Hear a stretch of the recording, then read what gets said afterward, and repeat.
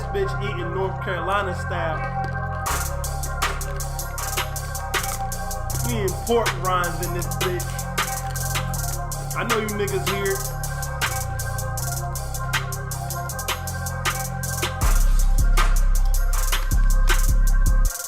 Give me some more of them shit real quick.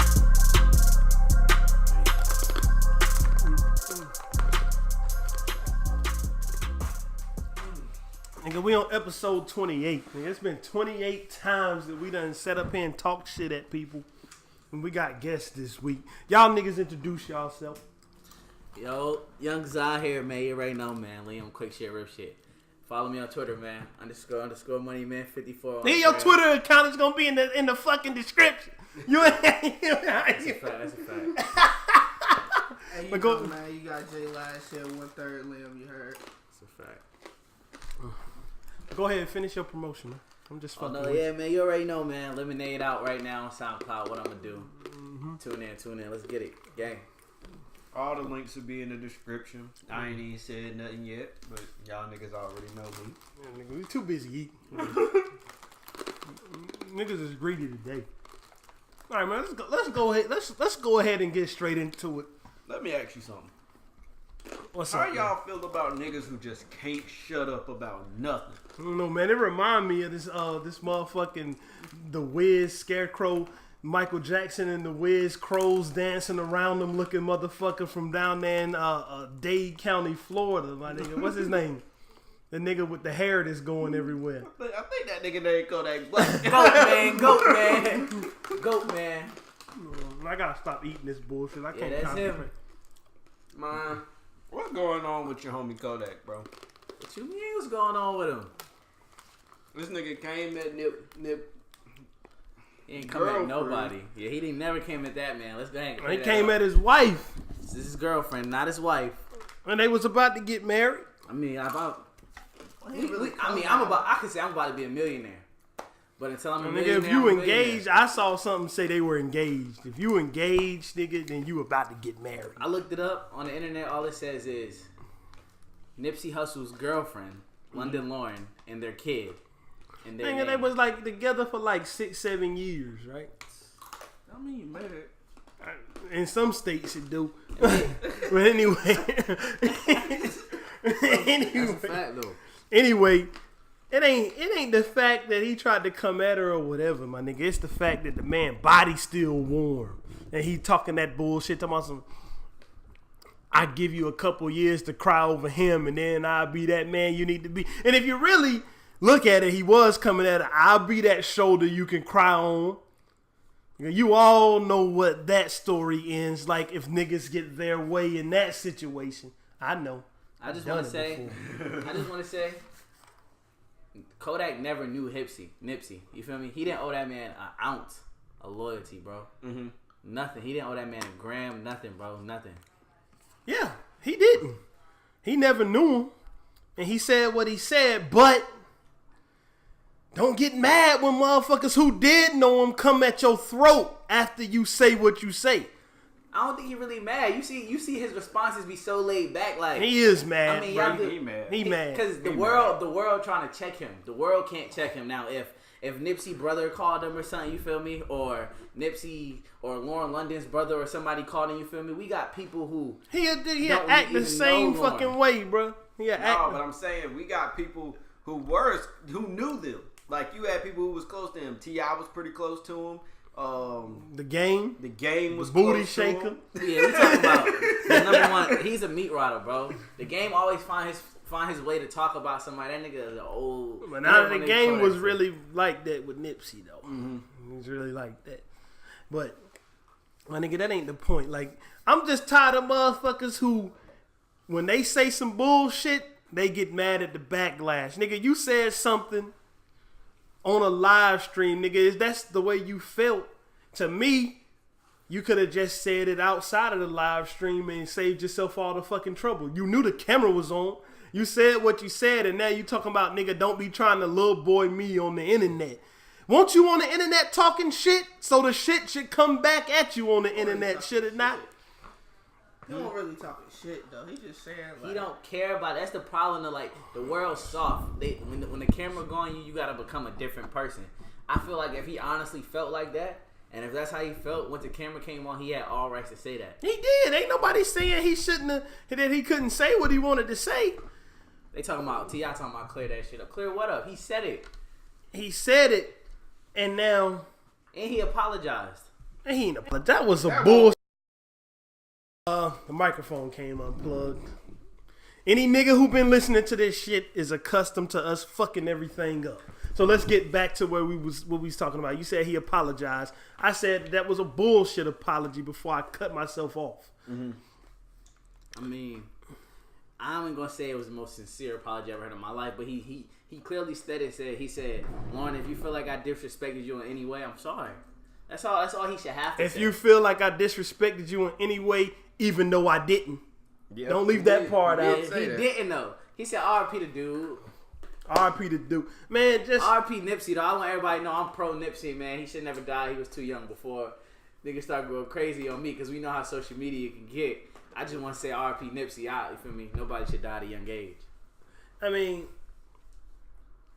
with Kodak, bro, I don't care what he says and does. Nigga, I mean, but you got to think about it. Kodak Black got this whole persona of being a 90s baby, right? A disrespectful 90s baby at that. He already say he ain't got no respect for old niggas. He ain't got respect. Like, but I'm saying, like, this falls into the Kodak spectrum. Yeah. Niggas, he can, like, and they're fueling this. And you can say whatever you want. You can say Kodak losing streams or whatever, but this is fueling him. People want to see what's gonna happen next. People want to see who gonna say something to Kodak, what he gonna say back. They watching these live streams, and that's fueling him. But I still think this is gonna get something gonna hit where they start messing with his bag, bro. He gonna lose some money from this. No, because somebody always got to be the bad guy, bro. Tekashi 6ix9ine, he was a rat, bro. But everybody kept saying, like, yo, why he keep talking to these people like this? You feel me? Like, this nigga supposed to be respected, and this little nigga is disrespected. That's a whole, the Tekashi 6ix9ine shit. That's a whole though. different situation. That nigga was doing that shit strictly for popularity. Nigga, Tekashi 6ix9ine turned out to be nothing like what he was portraying. He turned out to be nothing but a little bitch.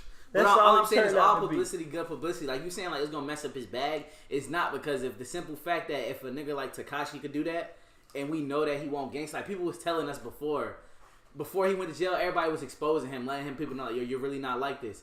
And the media they always wanted to see, like you said, what Tekashi was going to say back, or what the next person was going to say back. All publicity ain't good publicity. Not in the age of Twitter, my nigga. Look at what the fuck publicity got done to R. Kelly. Social media, but you still seeing it though. You still R. Kelly an old nigga too. Old niggas don't strive off publicity. But look though, I'm saying, what happened with R. Kelly, he got away with everything he was doing until that motherfucking documentary just came out. That documentary is more publicity than he done had in fucking years. And that shit got him thrown right to fucking jail. And his streams went up like 17% though the whole time. And now they seizing his money. They ain't even letting the royalties come to him. They taking that shit. Kodak Black streams dropped 700% on the back of this bullshit he was up there talking. That's because Nipsey just died. If we gonna be real, bro, like I'm speaking like let's just be real, bro. This because Nipsey just died, bro. That's why everybody pro Nipsey right now. You hear a song, like, you see how she just said, like, you heard a song, you think you hear somebody speaking, you like, oh, is that Nipsey? Or you see somebody on Instagram, what they talking about, Nipsey? Or, like, you feel me? It's because he the job right now, bro. You give him a couple months, bro. This is just how the world is, bro. The world is an evil place, like I've been telling you, bro. America eats its babies, bro.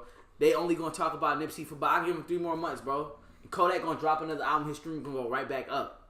Well, I ain't saying that this shit was gonna affect him permanently.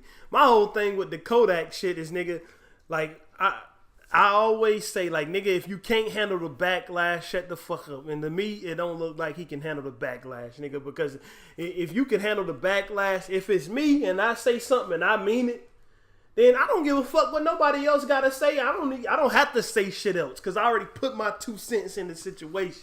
Nigga, if I really meant it like I wanted to fuck with her, and I went out there and said it on the live stream, that mean I wanted everybody to see it.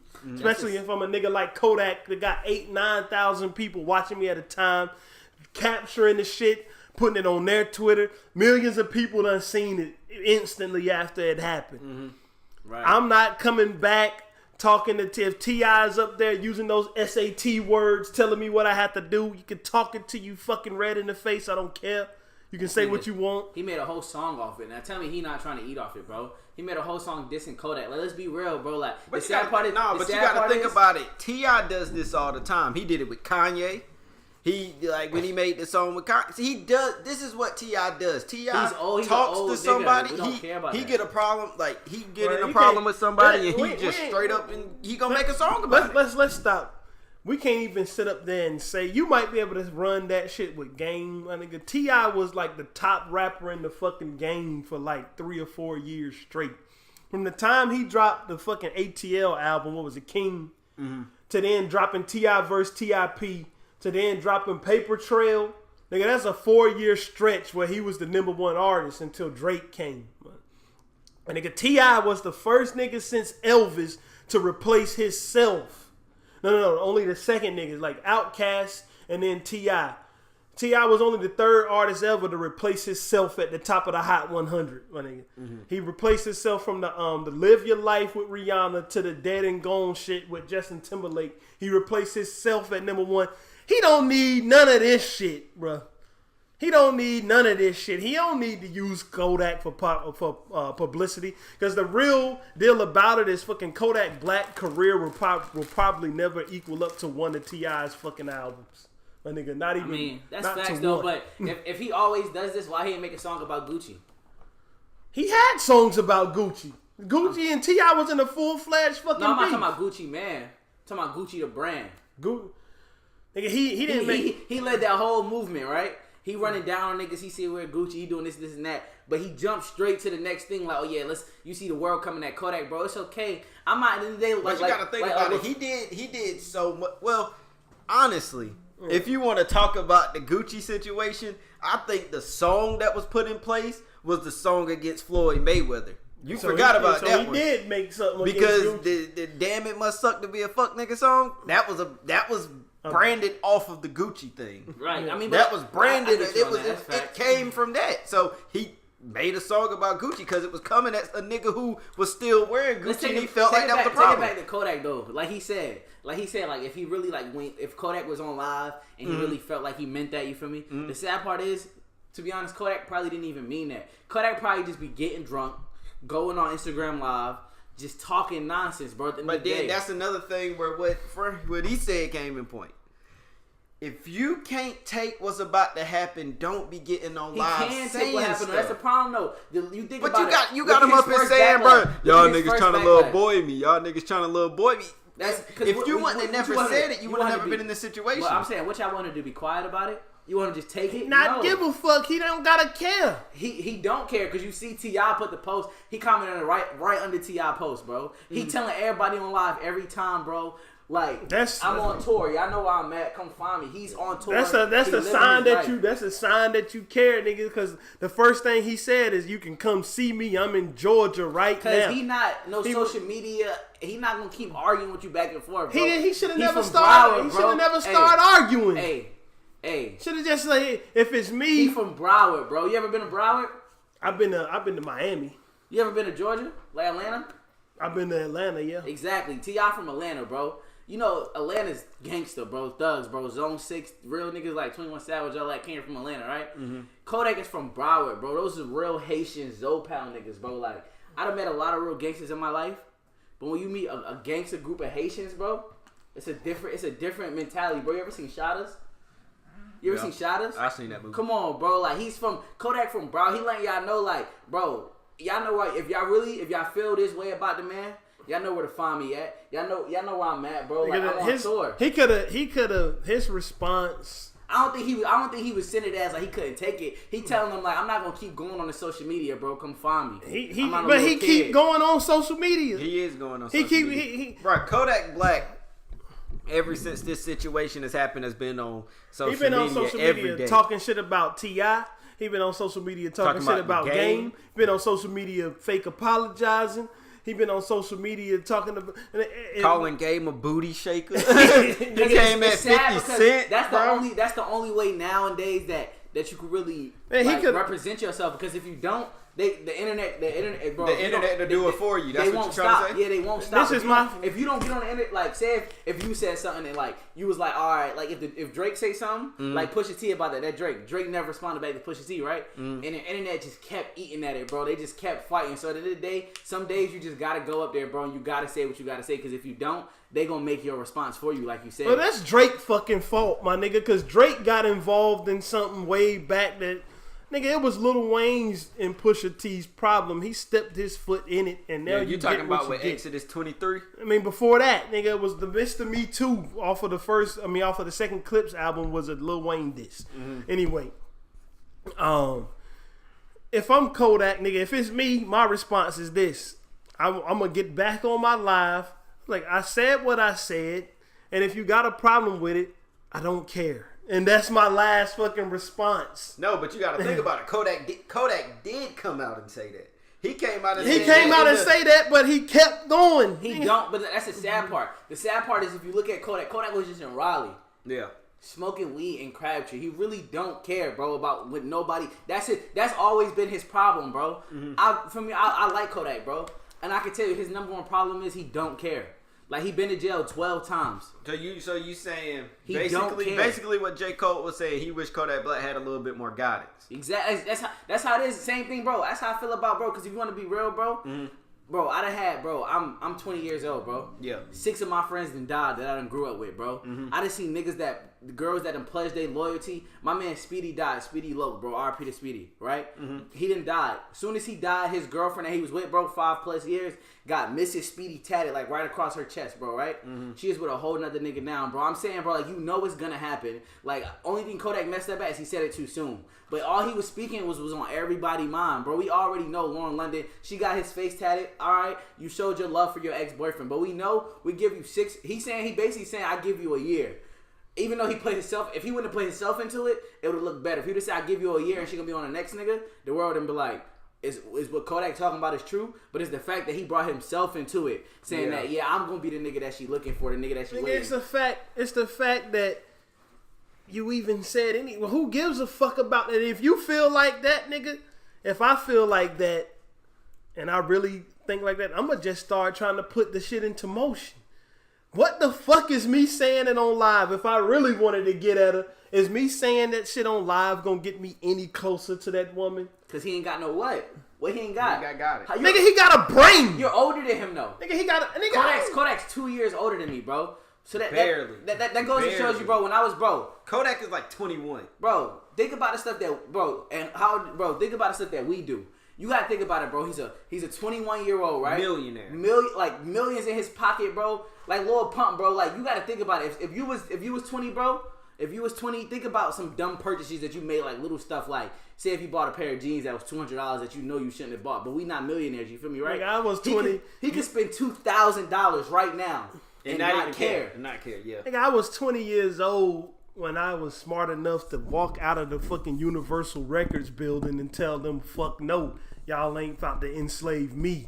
Nigga, that's how I was, and nobody was there with me. I was there by myself. But you gotta think you about it. You came from a good, but you gotta think about it, bro. For everybody, like you think about it. People are products of their environment, bro. Whatever you came from, bro. When you leave a crib, nigga, we came from the shit. Nigga, yeah, but think about it. When you leave a crib, who do you represent? You represent your parents. So no matter what you did, bro, if you go out there and do wrong, your parents can still say, I try to raise you right. You feel me? Kodak came from, he's a product of his environment. He came from, he'll tell you right now, if rapping don't work, I'm going back to stealing identities, bro. He's letting y'all know this. If rapping don't work, I'm going back to doing what he got bank fraud, robbing, like he's really sometimes, my nigga, to me, my nigga, you can't blame nothing but yourself for you being he can't. It ain't gonna be nothing but a learning point for you being a fuck up. Like if Kodak Black to me just seemed like a fuck up who just so happened to have a talent. Nigga. He seemed like a nigga who just so happened to have a talent, and he had a talent at the right time where he could make a fucking song, and a nigga who was way more famous than him could just dance to it on Instagram for 10 seconds and give him a whole career. I believe in something always higher up, bro. You feel me? Mm-hmm. So it was God's plan, bro, that he put that pen in that pad in Kodak's hand. You feel me? Mm-hmm. Gave him that flow. told him to keep rapping because it costs money to get in the studio, bro. Before And think about it, bro. Kodak, from what I hear in his music, came from a life where, you know, niggas die. Niggas die frequently where he came from. Exactly. And something had to happen to where he got this talent and now he's famous. I personally think Kodak needs guidance, and he really needs somebody to be like, nah, bro, you don't need to say that. Look at it as a take rap out of it. Look at it as, like we was talking about earlier, a basketball player, bro. Yeah. They expect you from when you a basketball player senior year of high school, right? Mm-hmm. You in classroom, raising your hand to go to the bathroom, right? Boom. Yeah. Next year you go to college. That's 1 year, right? Yeah. You one and done. Now you in the NBA making millions. They expect the kid that was 2 years ago raising his hand to go to the bathroom and be politically correct every time he get on the podium. Like, you say one thing against the press, gonna use it against him. You know why I don't buy into that shit when it come to Kodak Black? Because if he came from the fucking background that we talking about, nigga, he know the rules of this shit. Nigga, if he came from the background that we talking about, the same way that a bunch of niggas is out there who was feeling the fucking real pain of Nipsey getting killed, Kodak done felt that same pain from niggas close to him getting killed, nigga. And he'll be reacting the same fucking way that these niggas is acting. If one of his homies was famous, like if he was homies, like say if he was homies with XXX, like that, like they was day one homies, right? Not just homies that knew each other from the rap game. If that nigga got murdered when he got killed, if somebody was hollering at his girl or trying to get in where they fit in, if Kodak Black came from that fucking background, he'll be acting the same way. Nigga, the niggas who are coming at him are niggas who came from that background. Nigga, Game T.I. and niggas like that. The supermodel nigga, I don't know nothing about that motherfucker. Is that a supermodel? Or is he an R&B singer or something? Tank, whoever he is. Is it Tank? The R&B singer. Tank did say something to Kodak. Yeah, I don't know. He was talking some the Tank dude. Tank was talking some shit like he was trying to be a father figure. No, these other niggas was talking like, nigga, when I see you, you might get smacked. Exactly. Because they came from the same nigga. They all came from the same similar type of background. Kodak know the rules. But then again, bro, we in 2019, bro. Like, niggas don't, bro. When you out here, bro, there's no rules no more, bro. Like, you seen they killed that man, bro. They killed that man over choice of words, bro. What rules, bro? Like, you saying, bro, like Kodak done seen, cause bro, if you looking like his background, Kodak done probably seen one of his mans die. Yeah. And a shorty who pledged her loyalty for him, talking about she done went and got the next nigga in 6 months probably. Kodak done probably seen that with his eyes, bro. But the whole world talking about we need to protect Lauren London. Do y'all see when they say that we need to protect Lauren London? I'm not. Think if you died, Nipsey Hussle gonna protect your girl?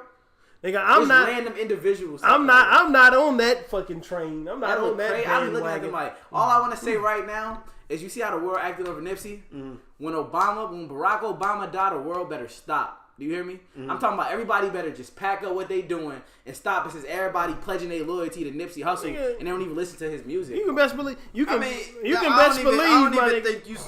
don't have to necessarily listen to an artist to show sympathy. You got to think about it. This was a black man who was trying to do something for the community that got murdered. You don't have to. That happens every day. But I'm saying you don't have to be a fan to want to show sympathy to that. You got niggas who show sympathy. That's what it takes, though. It takes a rapper to die for us to really realize that people doing good for, bro. Like I told you, bro, my friends that died, bro. I feel like they was doing good for the community, bro. They might have not had that bag, because if you give me that bag that Nipsey had, I best believe you, bro, I'm gonna go look out for community. That's what you're supposed to do. And the niggas that don't do it, they're weirdos. They're wicked. Because how you gonna leave the community and never get back? I'm not saying live there, because you see what happened when niggas stay in the community. And you gotta think about it. Most rappers who've done got murdered and shot like that died in their only in their hood. In their own hood. Chicks, drugs, Nipsey Hussle. XXX Tentacion. Thank you. Fucking, what's my man's name? Young Greatness. Yeah, Young Greatness. Bankroll Fresh. Bankroll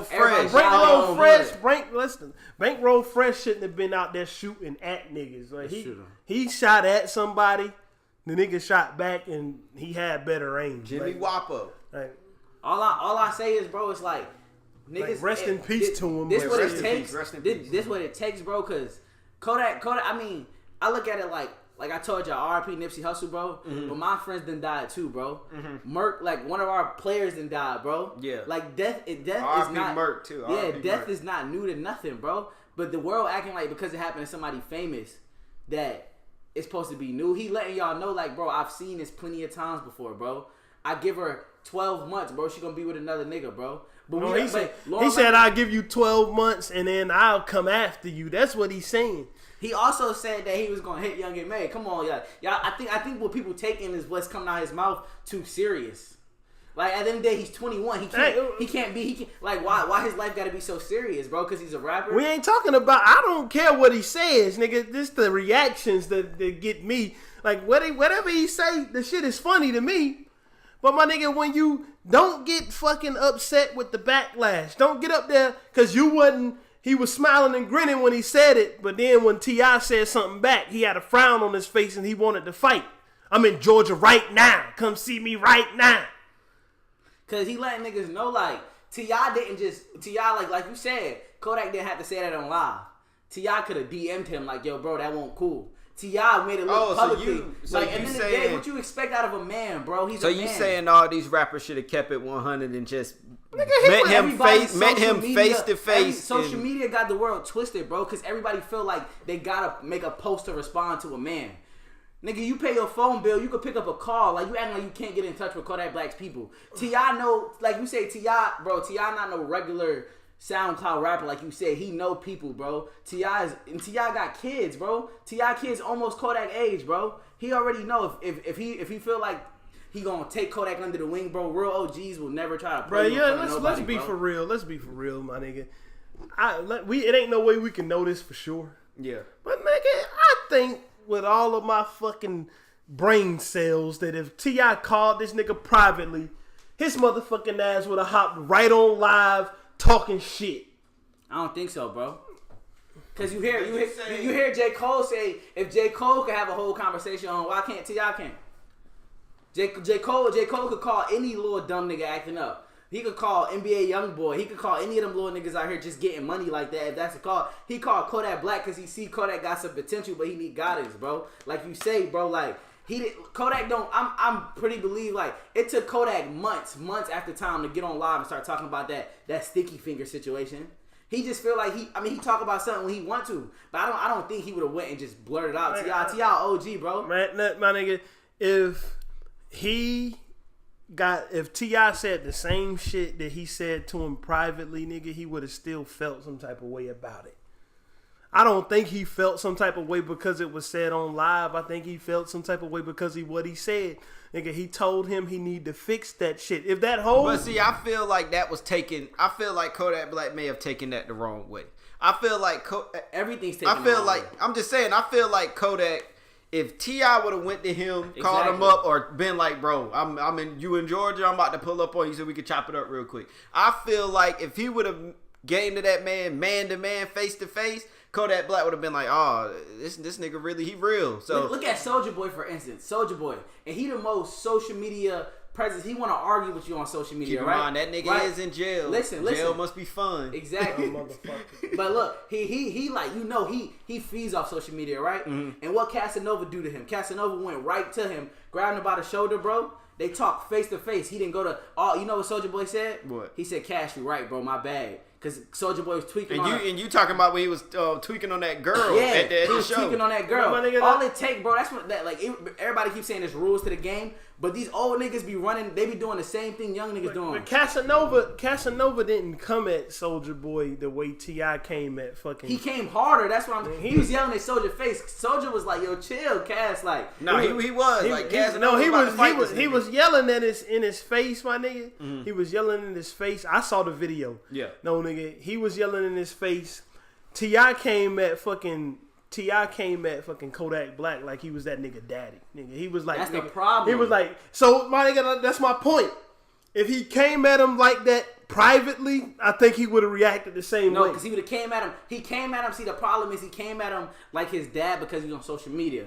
If you come to me, I don't care if you damn Wilt Chamberlain or Scarface. You come to me to my face, bro. You ain't got no choice but to respect me as a man, bro. I'm not gonna let nobody little boy me in my face. And T.I. know he not no gangster like that no more, so he's not gonna little boy you in your face. He's gonna talk to you with all those big SAT words like a man, bro. Cause like when you saw when he ran down on that dude about Gucci, about his Gucci outfit he had on. He didn't little boy him. He talked to him face to face. I personally do think T.I. is a gangster because this nigga punched Floyd Mayweather in the face over his wife.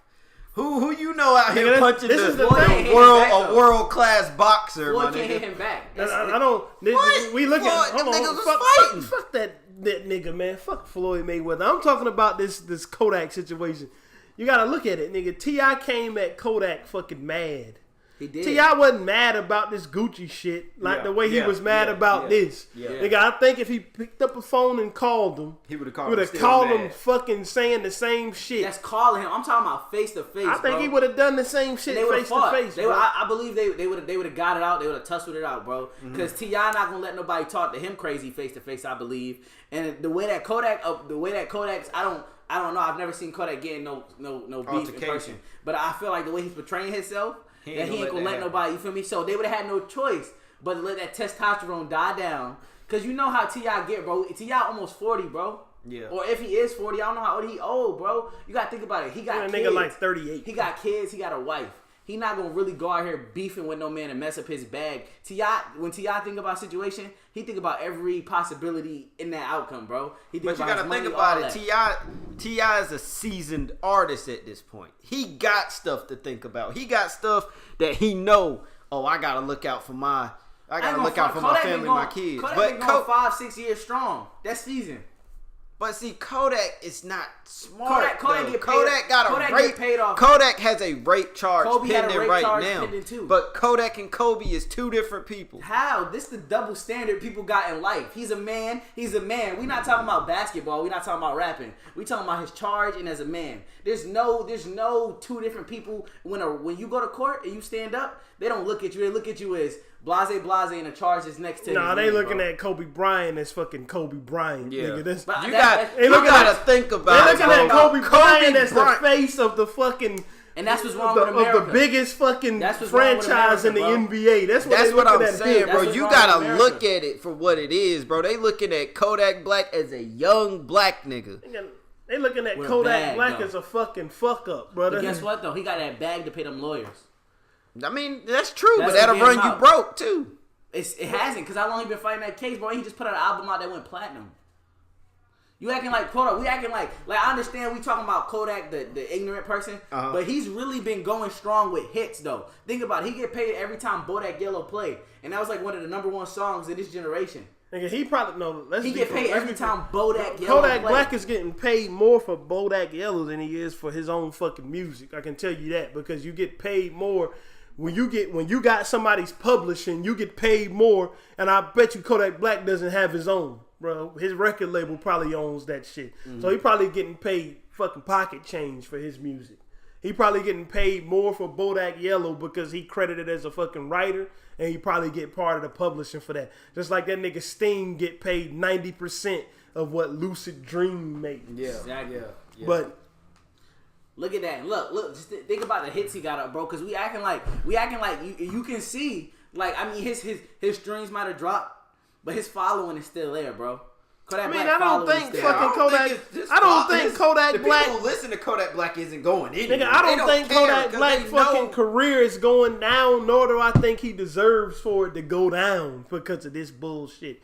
I don't think that nigga should be muted and all of that bullshit. He ain't holding fucking women prisoner like that. Honestly, I think the only reason niggas was talking this mute stuff and get That Kodak shit Black popular, off is because he said something about Nipsey Hussle right when he died. Exactly. If he would have said this 3 months later, niggas wouldn't care. Nobody wouldn't. They would have laughed at it. For this nigga, for this dude, bro. No, nigga. I think if he would have said this shit 3 months later, niggas would have still been mad. It's a Nipsey Hussle. It's a Nipsey Hussle in people's town right now that's not recognized. But that's what's wrong with the world. That's the sad part, bro. Nigga, the thing about Nipsey Hussle that people want to protect that nigga for is because he more famous for the good he was doing than his fucking music. Nigga, I knew more. I heard only 2 of his albums, but I knew more of all the other shit he was actually trying to do to help than what his music even sounded like, bro. Mm-hmm. Like I said last time when we talked about him, I wasn't even the biggest fan of him. I ain't gonna pretend to be now because he got killed. I ain't on that fake shit. But that's why, my nigga. That's why niggas is out here comparing him to Tupac and shit. because of he more famous for being like a fucking upliftment to the black race than he is for being a rapper. That's why niggas is acting like this. So I don't think 3 months or whatever Kodak is saying would have done that. Would have mitigated the backlash. But I just think if you got the balls to say it, nigga. To me, if you responding to every fucking comment that a nigga make about you or make to you about the situation, you in your fucking feelings. Nigga, if you say it and niggas come out talking shit, to me, like I said a minute ago, I'ma just come out, I'ma get on my live again, I'ma say, yeah, I said what I said. If you don't like it, fuck you, and the live is over. But see, look, I want to bring this question to y'all too. So you know how all these people is out here talking drunk to Kodak Black because what he said and stuff. How y'all feel about people saying, or the niggas in California, like if we see Kodak, it's a green light, break his neck. Or you got niggas in Florida saying Kodak Black ain't even accepted in his own hood. Going too far. That's impossible. You going too far, my nigga. That's impossible. But see, I don't think that's impossible shit. Nipsey Hussle just got killed in his own hood. Yeah. But I'm saying like, yeah, it don't take. But I'm saying like, niggas, I'm saying like he gonna be good wherever he go, bro. Because at the end of the day, Kodak? Let me tell you why. Why? Because at the end of the day, if he getting some smoke, whatever, bro. If he claim to be the real nigga that he is, bro, he gonna make sure he good wherever he go, bro. Nigga, what niggas do, bro, every nigga that die in his own hood is because they too relaxed, bro. You go to your own hood, bro. You think you Superman. You got this bag. That's the thing. That's even what I know. Y'all seen the Dave East vigil. That's what he said. If you come into your own. You go to your house, right? You ain't gonna be expecting no nigga to be. Let me be for real, nigga. Let me be for real. The time, nigga, if this fucking podcast start making us money, nigga, and it's making us money like that, the first fucking thing I'm doing is leaving. That's a fact. Nigga, I ain't never coming back. Like, fuck that. That's the ignorance of people. Because you want me to tell you why? Why? Bro, the 7 sins, bro. One of them is envy, bro. Mm-hmm. Niggas always gonna hate on you, bro. Regardless. That's what I'm saying. You always gotta. Somebody is around you hating, bro. Exactly. All right, fuck up number 2. But like I was saying, bro, everywhere it's gonna be a nigga hating on you, bro. Facts. That's facts, bro. I just feel like, I don't know, bro. You just gotta just know, bro. Like he was saying, bro. If you get this money, bro, I feel like you supposed to get back to the hood. Nipsey was doing some great things, bro, and I feel like all he did, he just opened up a pathway for niggas after him, bro, to keep continuing on that, bro. Mm-hmm. He just opened up a gateway, bro, and that's why you just gotta respect that, bro. You feel me? That's why I don't look at it as like Kodak Black disrespecting Nipsey. Mm-hmm. I don't look at him disrespecting anything. I just feel like he's just speaking on his opinion, bro. I feel like Kodak Black just needs more guidance in all. Like, whether it's with the charges he's taking, what he's saying on social media.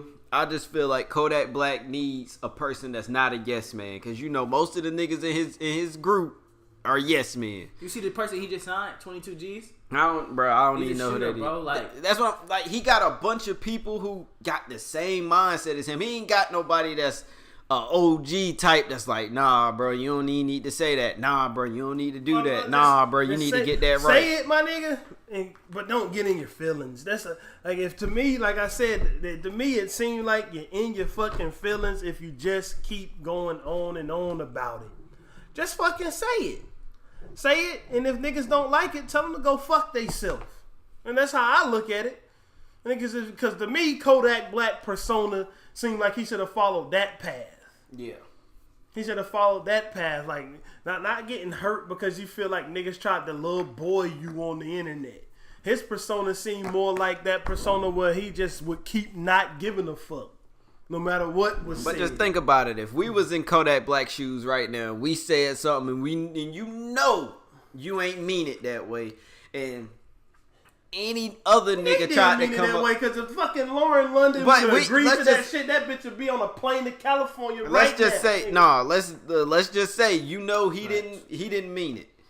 You would get mad too if some niggas was coming up to you talking crazy like, you need to fix that. Nah, nigga, no, fuck you, nigga. Like, Game was really coming at this nigga. Gilly the Kid was really coming at this nigga. Like he told, just like he said with the Lil Wayne thing, like, man, I'm not no peon. This is the difference between rappers and me, bro. I'm really from a place where all it takes is for you to say a few words and the nigga die, bro. But that's what I'm saying. Most of us are from that approach. place, my nigga. That's not true. You're right. Most niggas from that place, but most niggas not like that. A lot of people not built like that, bro. Most of us are from that place, bro. Most of us are from a place where when you step outside of your fucking front door, you gotta be on survival mode. But I'm just saying, But most a lot of the of niggas niggas ain't. don't- a lot of niggas don't Everybody step out ain't their built front like door. niggas like us in this room, bro. A lot of niggas don't come from that. Like you got niggas we used to go to school with, right? Parents, police officers, dad, police officers. Exactly. And niggas think they. Them niggas as parents and shit are police officers. That's just that just mean they didn't come from where we came from. They just went to the same school. Like you that said, we it's did. niggas that gotta go outside, right? That if you in a neighborhood, you, every time you go outside, you in survival mode, right? But rarely spend time outside. It's niggas, but it's also the niggas that have no choice, bro. Where your mom a crackhead, your dad in jail, and you gotta figure out what your next meal gonna be. And so you can't gotta get be and outside. you can't get no job. You're not 16. You 13, 14 out there with a tool, listening to the OGs on the block that you think is cool because they getting money. They got the girls. They getting money. They just look like they having fun. And your life don't seem like it's fun. So that's how you get into the street life. You feel me? Now think about it. That's him 14, 15, bro. 6 years in the past. He 21, bro. You gotta think about it. He went from worrying about where his next meal gonna be at, right? To out of nowhere, $1 million dropped in his lap, bro. Like you said, with no guidance, nigga. Mm-hmm. You put $1 million in my lap, bro. I might go buy 3 cars, bro. But the no guidance shit is playing right into what I'm saying. Yeah. No guidance, nigga. I don't give a fuck what y'all think about what I said. That's what I mean. If I'm a young millionaire with no guidance, my nigga, I'm sitting up there. I don't care what you say. Like I'll say what I say, and nigga, once I say it, it can't be unsaid. Look at Lil Pump. He said it. Fuck J. Cole. J. Cole said, "Why did you say that?" But that was different. I saw it bro. on Twitter. That's different. That's being a young millionaire with no guidance, bro. That's just taking it out. That was Lil Pump trying to become a young millionaire, nigga. That was him on the come up, and he just Gucci Gang was already out. He was already a millionaire. I don't think Gucci Gang was out. It was. I think that was at the that. I don't know. After that too. And then Skid came out. He was already on the Billboard charts before that whole fuck J. Cole thing came out. And that was just him trying to get. That was him trying to just keep his fucking name. But hot. then But again, he's had a sit down with you. But it's okay to do that when it's for you to get your name out. Like they gave Lil Pump a pass. They gave him a pass. They give certain niggas a pass. Nigga, they ain't give Lil Pump a pass until J. Cole gave him a pass. J. Cole didn't have no choice. J. Cole had to sit it. J. Cole sat down with him and asked him, "Why'd you say that?" You know what he said? Because I seen it on Twitter. But Niggas don't care, bro. Our generation is different, bro. We don't care. Lil Wayne, not Lil Wayne. Kodak Black said that shit because nigga, he said that shit. Let's be for real, because if the shit were to come true, if the fucking girl ended up showing interest in him, nigga, he owned that. That's a fact. That's anybody though. That's anybody. But he said that shit because he meant it, nigga. And if you mean what you say, nigga, you ain't got to fucking explain yourself or apologize. Like, he said a year though. You gotta give him it's not like he said tomorrow. But I ain't talking about. I don't care what he said. I don't give a fuck what he said. I'm talking about his reaction. But we don't know that because he didn't say Lauren London, you hit my line right now. You from y'all be the best man you could be. He said I give you a year. So he gave her some grieving period, like. Nigga, I think he only said that to give you a year shit, trying to avoid a backlash. Cause if she would have hit his line right then, nigga, he would have been on the way over there. You would too.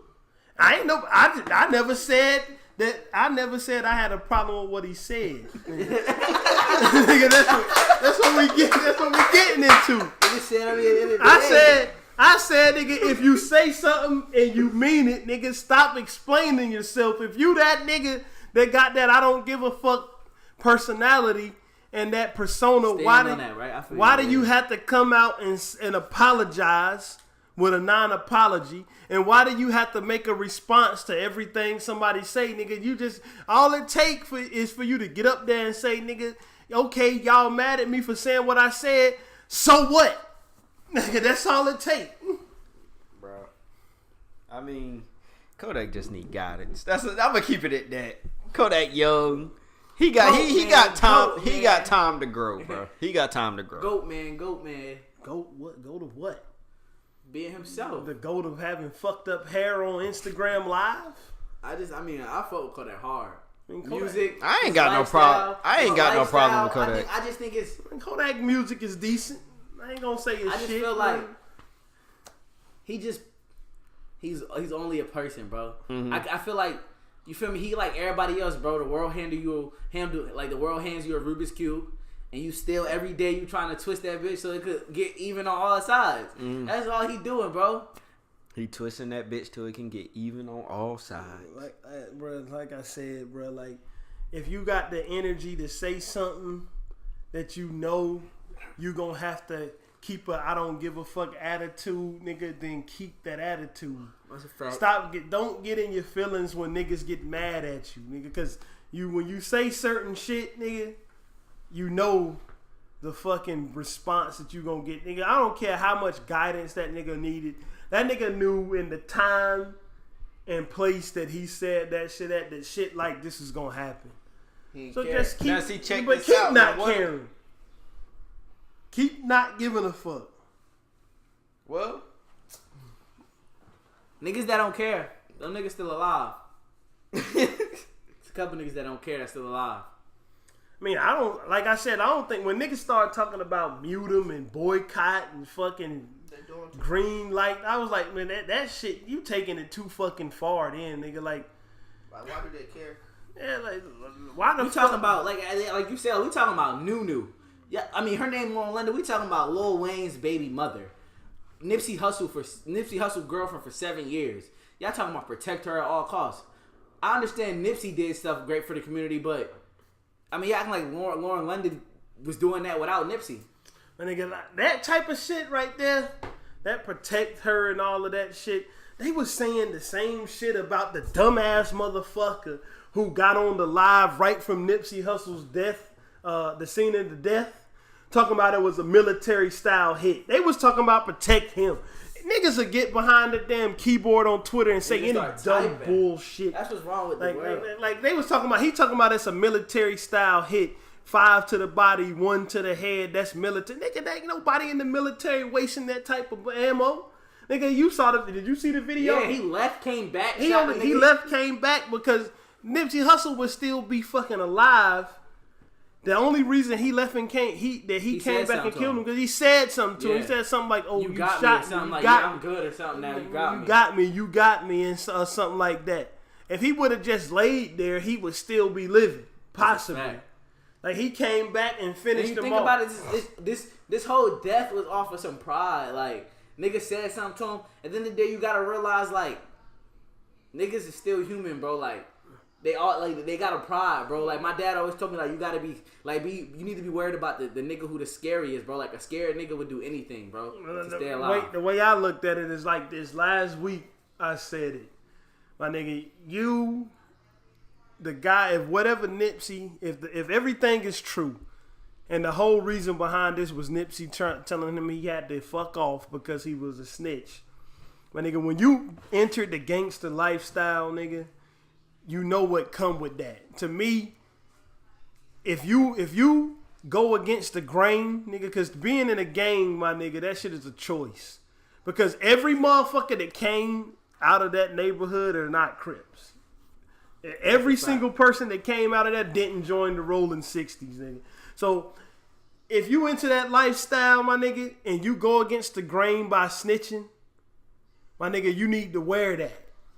That's the way I look at it. So to me, my nigga, the gun should have never been drawn because you became a gang member by choice. Nigga, you got caught up in when you become a gang member 9 times out of 10, nigga, if you doing gangster shit, you gonna get caught. And again, when you got caught, if what was said was true, nigga, to save your fucking skin, you start turning other people in. So when you get called a snitch, you need to accept that because that's the fuck you are. Nigga. Yeah, stand on it. And the problem is like that aspect is the truth. But you also gotta realize the world we live in, bro. Mm-hmm. You just can't think you just gonna say something to a nigga and he not gonna retaliate. Oh, that pride aspect. Pride. I don't argue with niggas to argue with them. Like if we argue, I feel like we about to fight or something gonna happen. You feel me? Mm-hmm. So I get defensive off the gate. Mm-hmm. Like even though bro killed Nipsey in front of his own store. Yeah, that's sick. But that just goes to show you that like nigga, if I grew up on this block right here my whole life, right? Mm-hmm. And I know that niggas on this block is gangsters and niggas on this block, I'm not gonna come out here and just start thinking I'm Mr. Incredible, like, yo, blase, and not worry about him coming back. That's what happened. Bro, Nipsey when Nipsey said was right, because if, like he said, if it's the truth, if he snitched, yeah, bro, get away from you. We don't want to be around those snitches, bro. You feel me? But you always got to think about that aspect, bro. Watch your back. Well, look though, like I said last week, what if Nipsey was running that nigga off, thinking about that nigga, like running him off before some real niggas who was really looking to kill him came around? Right, that's true. Like, nigga, you don't need to be over here, nigga. You know you ain't welcome. Nigga, it could have been looked at. That go back to that T.I. T.I. aspect, bro. Start talking to people like they men, nigga. You're not gonna, like he said, you're not gonna little boy me. That man felt like he should have never killed him, like you said. It should never got to the guns, but he had to feel belittled for him to go back and act like that. But nigga, you are little. But you gotta think about it. He did that in front of all the homies that was out there, all the people that was out there. I know it was a scene when he did it. I know he was. I know that's just how it. That's just how it is. Like when it get loud, it's a scene. Like, bro, nah, nigga, you need to get away from it. I know he was. Nigga, I know it was like that. If you did that shit, nigga, if everything is true and you are fucking rat, nigga, then you deserve that shit. To me, that's a fact. Yeah, I'm not saying what Nipsey did. Nipsey was not wrong in no aspect. Mm-hmm. Like just like Kodak said, X was trying to change his life till he got gunned down. X went wrong with that pipe, so he got gunned down. That's what's happening, bro. Like, you gotta realize what world we live in. Like I said, bro, America eats his babies, bro. You got niggas that go in the system. You got niggas, black people kill their own people, bro. Mm-hmm. America eats his own babies, bro. There's nowhere, like, nigga, you probably go in a foreign land and feel more safer than you feel in your own neighborhood, bro. People, like, I'm talking about around people that don't even look like you, don't speak like you or nothing, and feel safe, bro. Mm-hmm. You gotta know where you at, bro. He was in LA, his own hood, where he know, nigga, like, where Tupac was from. And Tupac died at, nigga. Where they killed Biggie at. They don't care who you are, They killed Tupac in Vegas, and Tupac was from New York. That's a fact. There we go. They definitely killed Biggie. I know what you're trying to say. I know what you're trying to say. Like, they don't care who you are, bro. If a nigga feels some type of way, bro, he gonna get you. That's why you gotta that's why you got, like, when niggas talking about, yeah, I'm tough, I'm out here with no security. All it takes is one shot, bro, and all that toughness you talking about, like you say, bro, you could bench 330 and still get hit with a Glock. You could be the strongest nigga on the yard and still get shot, bro. You can have the most power and get hit with the Glock. You're not stronger than no bullet, bro. And that's what I'm saying. If you got any lesson to learn out here, bro, nigga, you could do whatever you want from the country, do whatever you want, be the strongest nigga in the world, be the biggest voice. Nigga, but that little Glock 17, nigga, that shit is still end you, bro, in 3 seconds, bro. I told you, bro, I had niggas I done grew up in the sandbox, bro. I lived in Raleigh, bro, for 6 years, bro, and 6 of my friends done died. So that just goes to show you, bro, every year, I mean, not every year somebody died, like 2 people done died, you feel me, like that. But from every year I've been living here, bro, I done lost a friend, bro. Niggas that I done grew up with in the sandbox. So that just goes to show you, bro, like death, like that's normal to me now. I just know, nigga, like I should never, bro, if I'm gonna go back to my hood, Meek Mill said it, nigga, grew around the monsters, they'll shoot you in your face. He said, I go through my hood and they'll still kill me, bro. That's real talk, and that's Meek Mill saying it, nigga. I'm going through my hood and where they still kill me at, bro. Nigga, you can get killed anywhere. But you more likely to die in your own hood. Like, if you niggas see you, bro. Like, when niggas know from when you was down and didn't have nothing. Niggas see you get money. They'll be around you. They'll talk to you. They'll dap you up. See you. What's up? But deep down inside, they like, damn, I wish that nigga get to eat what he want. I gotta grind for mine. That nigga can just go buy some shoes. That nigga can see this nigga buying cars. You know they was probably following this nigga, bro. And the nigga who the shitty Crip nigga that murdered Nipsey, he was an upcoming rapper. He was like he was trying to rap. So you see Nipsey doing songs with anybody he wanted to. He was just nominated for a Grammy, bro. And you see you see niggas that envy that. That's why I'm saying, you gotta. Like, I understand what you're saying. You gotta look at, and it's mostly be in your own hood. They killed that man with his daughter right there, bro. That's what I'm saying. If that goes to show you that a nigga won't stop because your daughter right there, bro. Was she really there? He took a picture with a kid. I don't think that she I don't was think. there. I think that might have just been a picture, but it was people out there. Yeah. That we can say that it was people out. It was people who knew Nipsey and knew him out there. Like I said, bro, you go on vacation, bro.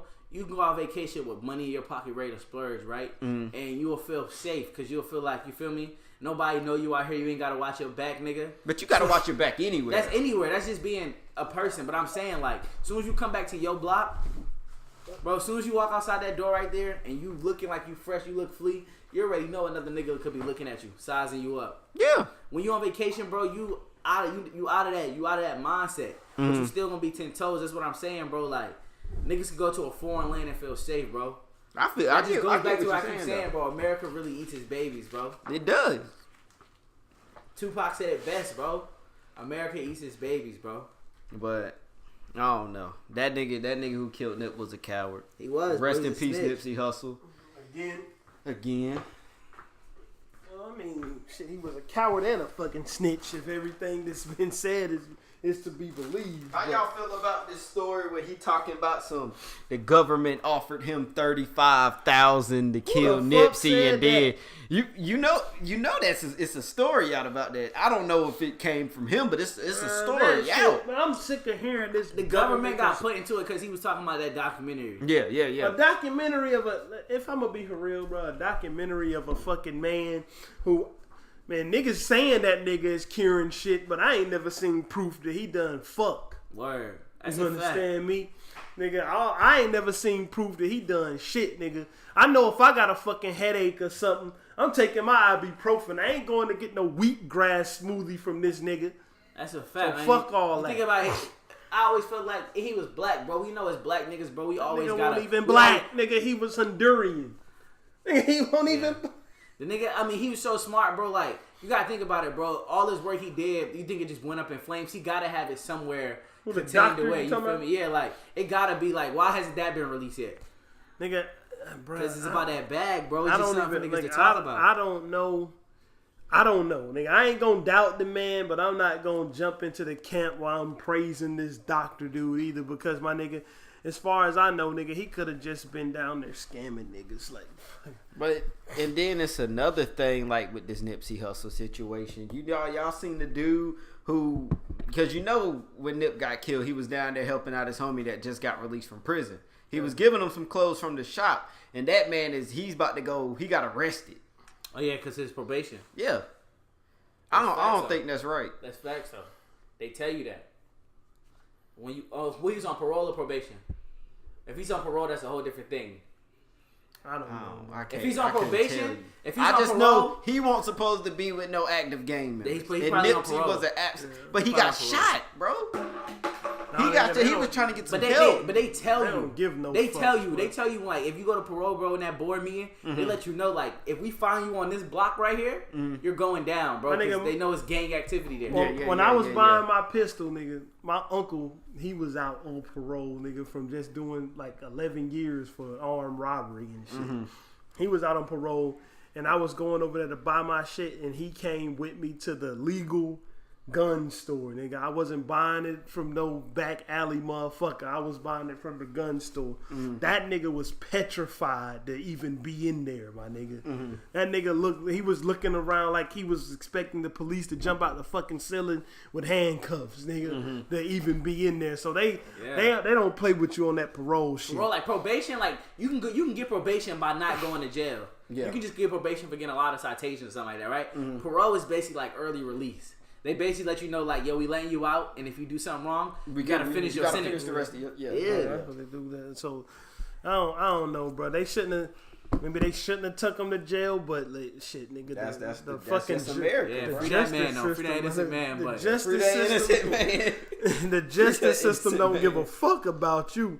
Nigga, the justice system don't give a fuck about you unless you a white frat boy college student. they giving niggas that F1 raped the- felonies for that doing That women. raped the chick woman behind the that- trash can.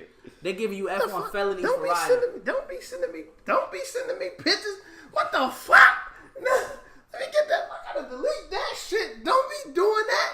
Gonna get me locked the fuck up. Delete. Shit. You got niggas like What Meek the Mill hell did. people thinking that? What the fuck, nigga? Jesus Christ. Nigga, we talking about niggas going to jail and somebody is trying to get me put in jail. What the fuck?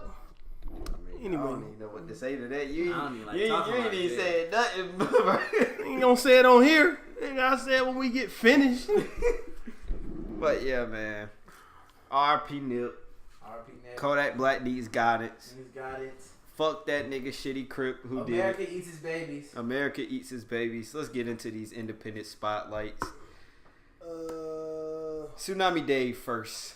2K. He just released a video out on YouTube. Go check that out. I like it. Y'all, any more comments about it? Explain, nigga. Well, you gotta get into why you fuck with it. I mean, I like the flow. I like Tsunami Dave's flow. I'm waiting for the tape to drop. I ask him like every week, when is the tape gonna drop? And I never. You know why I like this nigga music? Because his name is like Tsunami Dave, and all of his fucking music make me think about ocean water. I ain't lying, bro. Because of the way he uses auto tune, so it sounds like he rapping over waves. Like some of that shit be his real voice. No, because you know that's how you did the song with him. Yeah, you know he did a song with him. Yeah. So like, you ever talk to that nigga? He really sound like Lil Yachty talking to you. Like his fucking voice. I mean, his raps. I'm booted up. So mama of a Percocet. I feel like I'm putty tank. I'm getting no pussy wet. Yeah, like it's like the fucking name and the lyrics. I mean, and the name and the flow match, nigga. It sound like tidal waves is coming over the beat when I'm listening to that shit. I like. I mean, I don't like 2K. 2K is fucking dog shit, but the song is better than the game. Not his song 2K, the game 2K. That's what I don't like. His song is better You don't than like that. NBA 2K. Yeah, that's the shitty basketball game. That's what I don't fuck with. I like his song better than that bullshit game. Like, so I'm just waiting for the tape to drop. yeah, cause when the tape come out, nigga, we gonna review the whole thing as long as we remember. Cause we done forgot to do this. We planned on doing the shit that we doing at the end of the show today.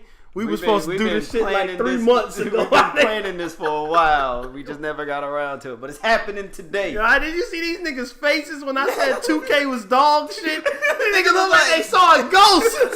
I was like, God damn! I feel like you know in the 106 when Charlamagne was like talking about how Blueface was whack, and he was like, nah, I didn't be like that. Soulja Boy was like, chill.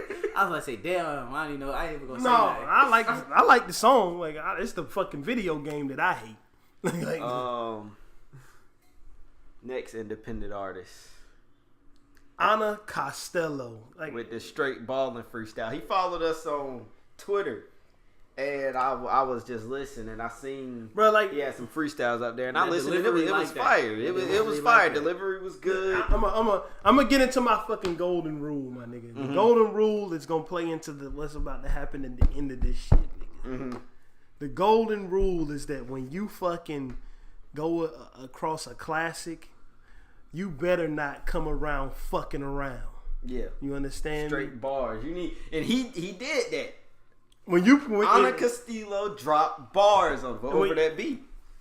You better not come around bullshitting across straight balling. Yeah. If you want to bullshit, you rap over still balling, the shit with Trick Daddy and Tupac on it off of the fucking Better Days album. Nigga, but if you coming off the one that's from the fucking Thug Life album, the real straight balling. Before the sunrise first to hit the you block, better, little bad motherfucker with a pocket full of I rocks. want to see, what I want to see from him, bro, is that if he got like an album or a single or something. Or an EP or something. Because that's what I really want to get into, because my nigga, he proved himself with the way that he flowed over this classic Tupac track, my nigga. Everybody know I ain't the biggest Tupac fan. I ain't the biggest Tupac fan. I think that fucking All Eyes on Me is overrated. They should have just took the whole second disc away, took the fucking second, third, and fourth song off the first disc, replaced it with 2 good songs from the second disc, made it a 1-disc album, would have been better. Me Against the World is one of my favorite albums ever, though. And Straight Ballin' might be my favorite Tupac song. So I got to give a shout out to Ana Costello. Keep eating, bro. Keep eating. for fucking doing justice to straight balling, my nigga. And the nigga had the fucking nuts to even rap over something like that. You remember that motherfucker Lil Uzi Vert when they played like "Kick in the Door" by Biggie or something? Oh yeah, he ain't gonna rap over this old ass beat. The fuck is you talking about? Ain't you a rapper, nigga? I would have kicked him out my motherfucking radio station. Sometimes niggas just, I don't know. So, the links is going to be in the description. Ana Costello, we're going to have to just link his Twitter because that's where we found the freestyles at. And then Tsunami Dave, the 2K song, the song which is better than the bullshit game. Mm-hmm. All right? Shout out Dave. Well, nigga, now we getting into something. This is something else that we said we was going to do like a month ago that we doing for the first fucking time. And we stopped reviewing albums because we just spent most of the time shitting on them. Nigga, that's what we spent most of the time doing. Saying how garbage these niggas fucking albums are, nigga. How many albums did we give a good review to? We gave a good review to Vince Staples album, the FM shit.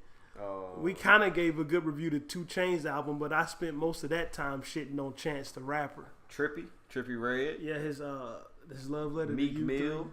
Yeah, I kind of like that shit too. I like the championship shit. It's a great one. Basically, not a lot. Because we shitted on fucking Tory Lanez. We shitted on T.I. My nigga, that Dime Trap shit was hot fucking boiling trash water. Nigga, that's what that was. Who else did we shit on, my nigga? Who else? Well, we always shitted on Vic Mensa. Oh my god. I didn't even listen to his album. You up there tried to listen to that bullshit. It didn't work. But nigga, but anyway, fuck all that. Fuck all that. Sorry. Nigga, today is a good day. Because today we gonna review an album that came out in the 90s. And that means that it's automatically better than everything that's coming out now. Because it came out in the 90s. We getting our fucking classic review segment jumped off the right way with the fucking Infamous by Mobb Deep. Get started. This album was comprised by 2 young niggas at that. That's the other thing. These niggas was like fucking 17 and 18 years old making this shit. Writing fucking lyrics that was just so crazy. And I don't even know what to say, bro. This was like a masterpiece of New York hip hop. I don't even think that we need to put up a region lock on this shit, nigga. It was just a masterpiece of all hip hop, bro.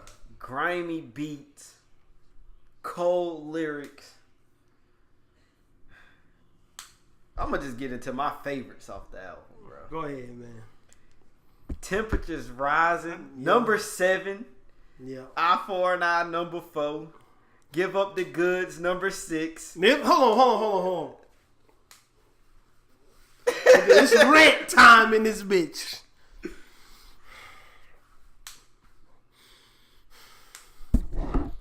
My nigga. Give Up the Goods, right? Mm-hmm. Give Up the Goods, right? I don't want to turn this into a J. Cole bashing session, but that might be what it ended up being.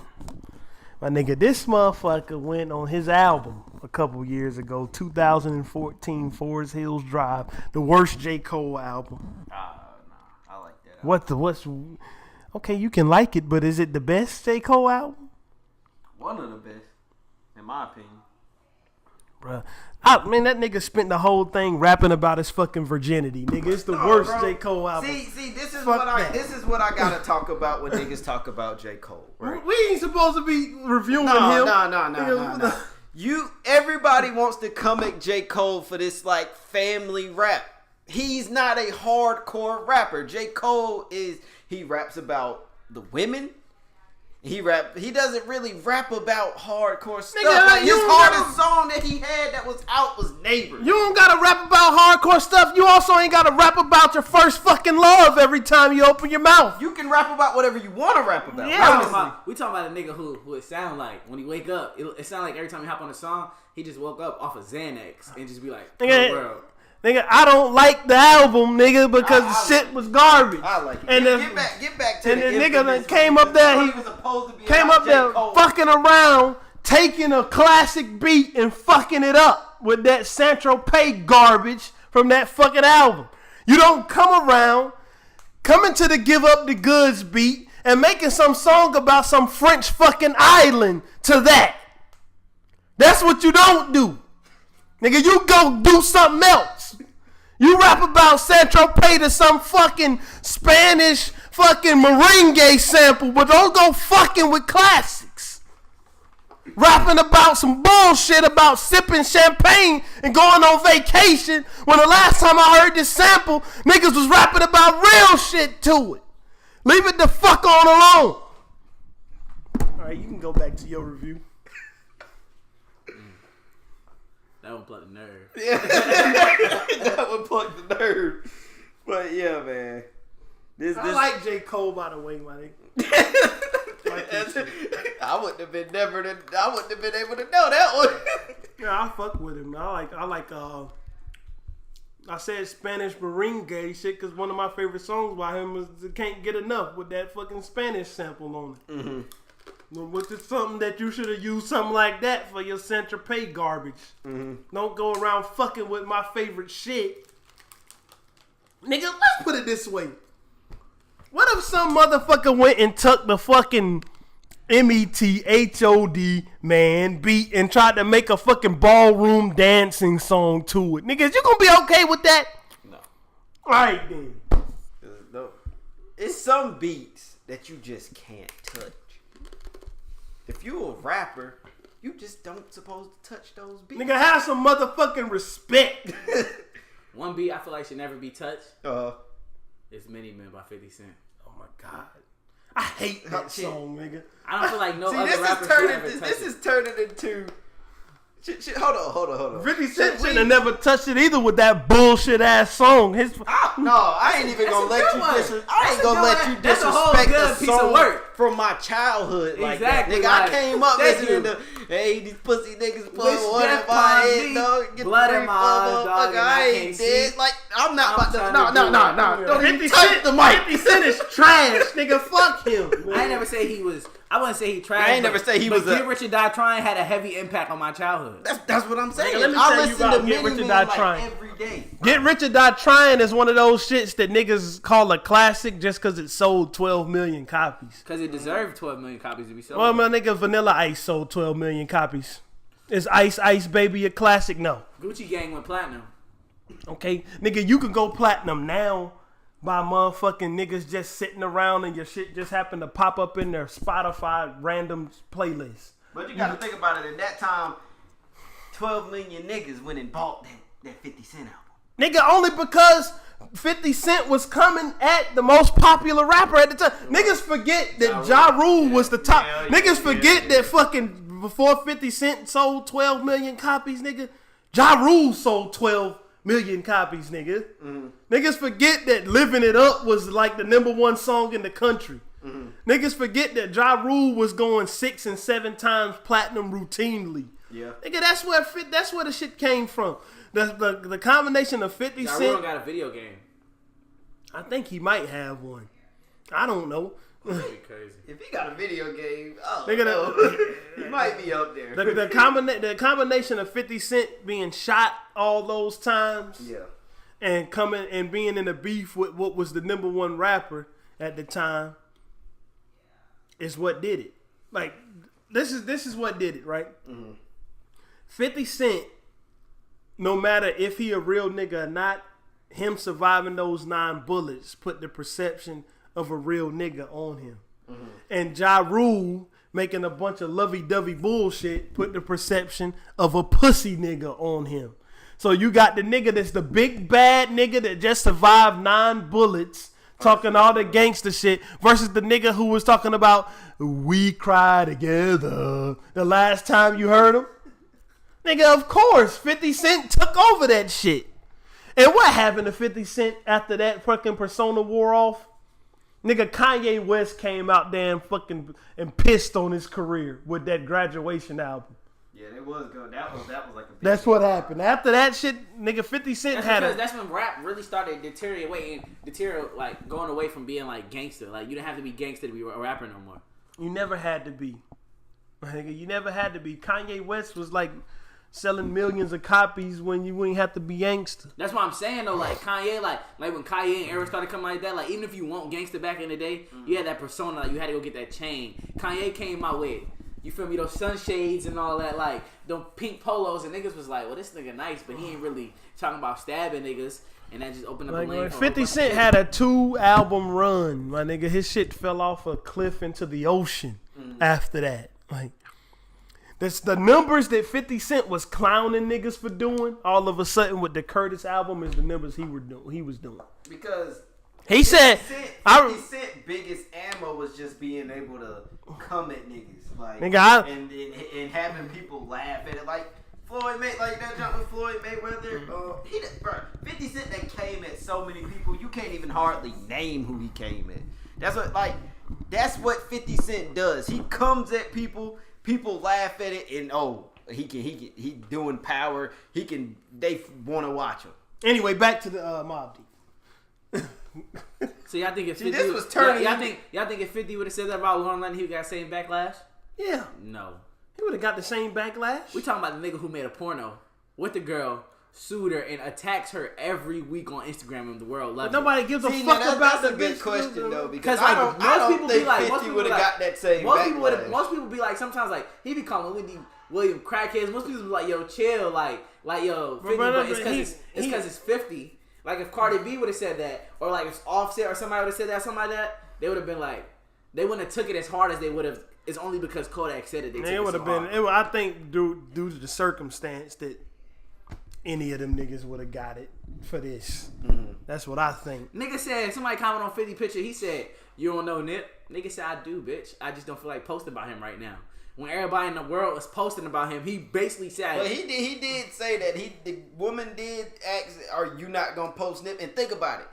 He posted a picture of himself. Exactly. And then said, and at the bottom it said R.I.P. It was a picture of himself in a suit, not a picture of He was promoting something he was already doing. That's why I'm saying this word is and nobody's twisted. saying nothing. But nigga, he wasn't talking about when he could fuck his fucking quickest lane to fucking the man's wife or girlfriend or baby mother, fiance, or whatever she was. I just think if niggas blowing up over everything said about Nip, everybody should blow up over everything said about Nip. The first thing I saw about what y'all talking about was the Twitter backlash against 50 Cent for doing that. That's the first thing I saw about it. But you ain't got niggas coming at 50. T.I. ain't coming But at 50 like, nigga, you need to post right now expeditiously. But like, you ain't got the niggas saying that. But they coming. But 50 Cent didn't say nothing about the nigga's family, bro. That's two different things. Not posting a post and talking about the nigga's family is in two different leagues. He didn't say nothing about his family. He said something about his nigga. It's your fucking. He said she gonna be a widow. Shit, that's your fucking family, nigga. If I'm with a woman, I don't give a fuck if we married or not. We got babies, nigga, and I just happened to die before we take it to the next step. She was family, nigga. She probably is the beneficiary of that nigga's life. I doubt it, nigga. Like, I doubt it. Nah, I don't doubt that. I don't doubt that. They was tight. They was close. They was about to get married, bro. She getting. Then why we talking about this again, nigga? Damn, we just spent an hour talking about this shit. We supposed to be talking about Mobb Deep. Nigga, all because I shitted on J. Cole. That's a fact. Only because I didn't even shit on him. I just said leave classic beats alone, nigga. He just so happened to fit the context. He just so happened to fit the context. Like I said, we fuck with J. Cole over here, especially Neighbors. Yeah. That's my favorite song by him, by the way. My favorite song by J. Cole is the shit with Nobody's Perfect. I like that shit too. Song. That's a good song. I like that shit too. I like a lot of his songs. Not that up all night thinking about love song shit though. I fucking hate that shit, bro. I like J. Cole. I just feel like you say, like people put him on, like they put him on a pedestal. To me he's a famous rapper. Like I expect famous rapper stuff out of him. People expect him to be the prophet or something like. What about J. Cole? The reason why. When it come to J. Cole and 2 Chainz, my nigga, I don't slack up off these motherfuckers because I hear shit by them and I know better shit can come. Like, I was waiting for this 2 Chainz album that just came out to be that one. Nigga. Go to the league. Yeah, ever since his first one, the one that's closest to being that one to me is the Pretty Girls Love Trap or whatever. Oh yeah, That shit was good. That was good. Nah, the one with the chains on the cover. What's that? Or The gold chains. True? Is that it? No. No, not True. It's I know what Boat. you're talking about. Yeah, that shit with the gold chains. The one with the one that him and Drake got that song. The best of the best of all time shit or It's whatever. that heat. Yeah, but I mean, like J. Cole got a fucking. It ain't no reason why Kendrick Lamar should be constantly out doing that nigga. That's what I look at it like. They should be releasing shit that's on the same motherfucking level. He not on Kendrick level. I It goes think to show you. I think he is. I think he is. I I think think J. raw Cole- talent wise, If J. he over Cole- Kendrick if level. J. But Cole I don't listen to West honestly Coast rap. sat down and wanted to make a classic album, he could. nigga, you want me to tell you why I think And I think this next album he's gonna drop is gonna be musical talent? I think he above Kendrick level because he can produce his own shit. Lyrical talent. Meek Mill. Bro, we ain't never gonna get to the review if you start talking shit like that. Nigga, stop it, nigga. J. He Cole. not- Just he go not- at it. Go He at not it. better Go than at he it. not better than Meek Mill, bro. My Go nigga. at it. Go at it. J. I think he's a great rapper. What are you talking about? Because I'm sick of having this Nigga, conversation. what are you talking about?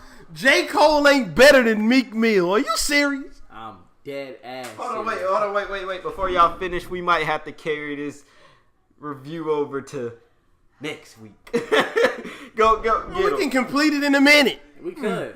Hold on. What's about these? I'm gonna just let these. Nigga, are two- you- First of all, before, like, tell me your reason why you don't think he's better than Meek. Why you think he's better than Meek Mill? Give me your reasons why. Nigga, number one, J. Cole is better than Meek Mill because he just fucking more lyrically talented than Meek Mill, my nigga. How?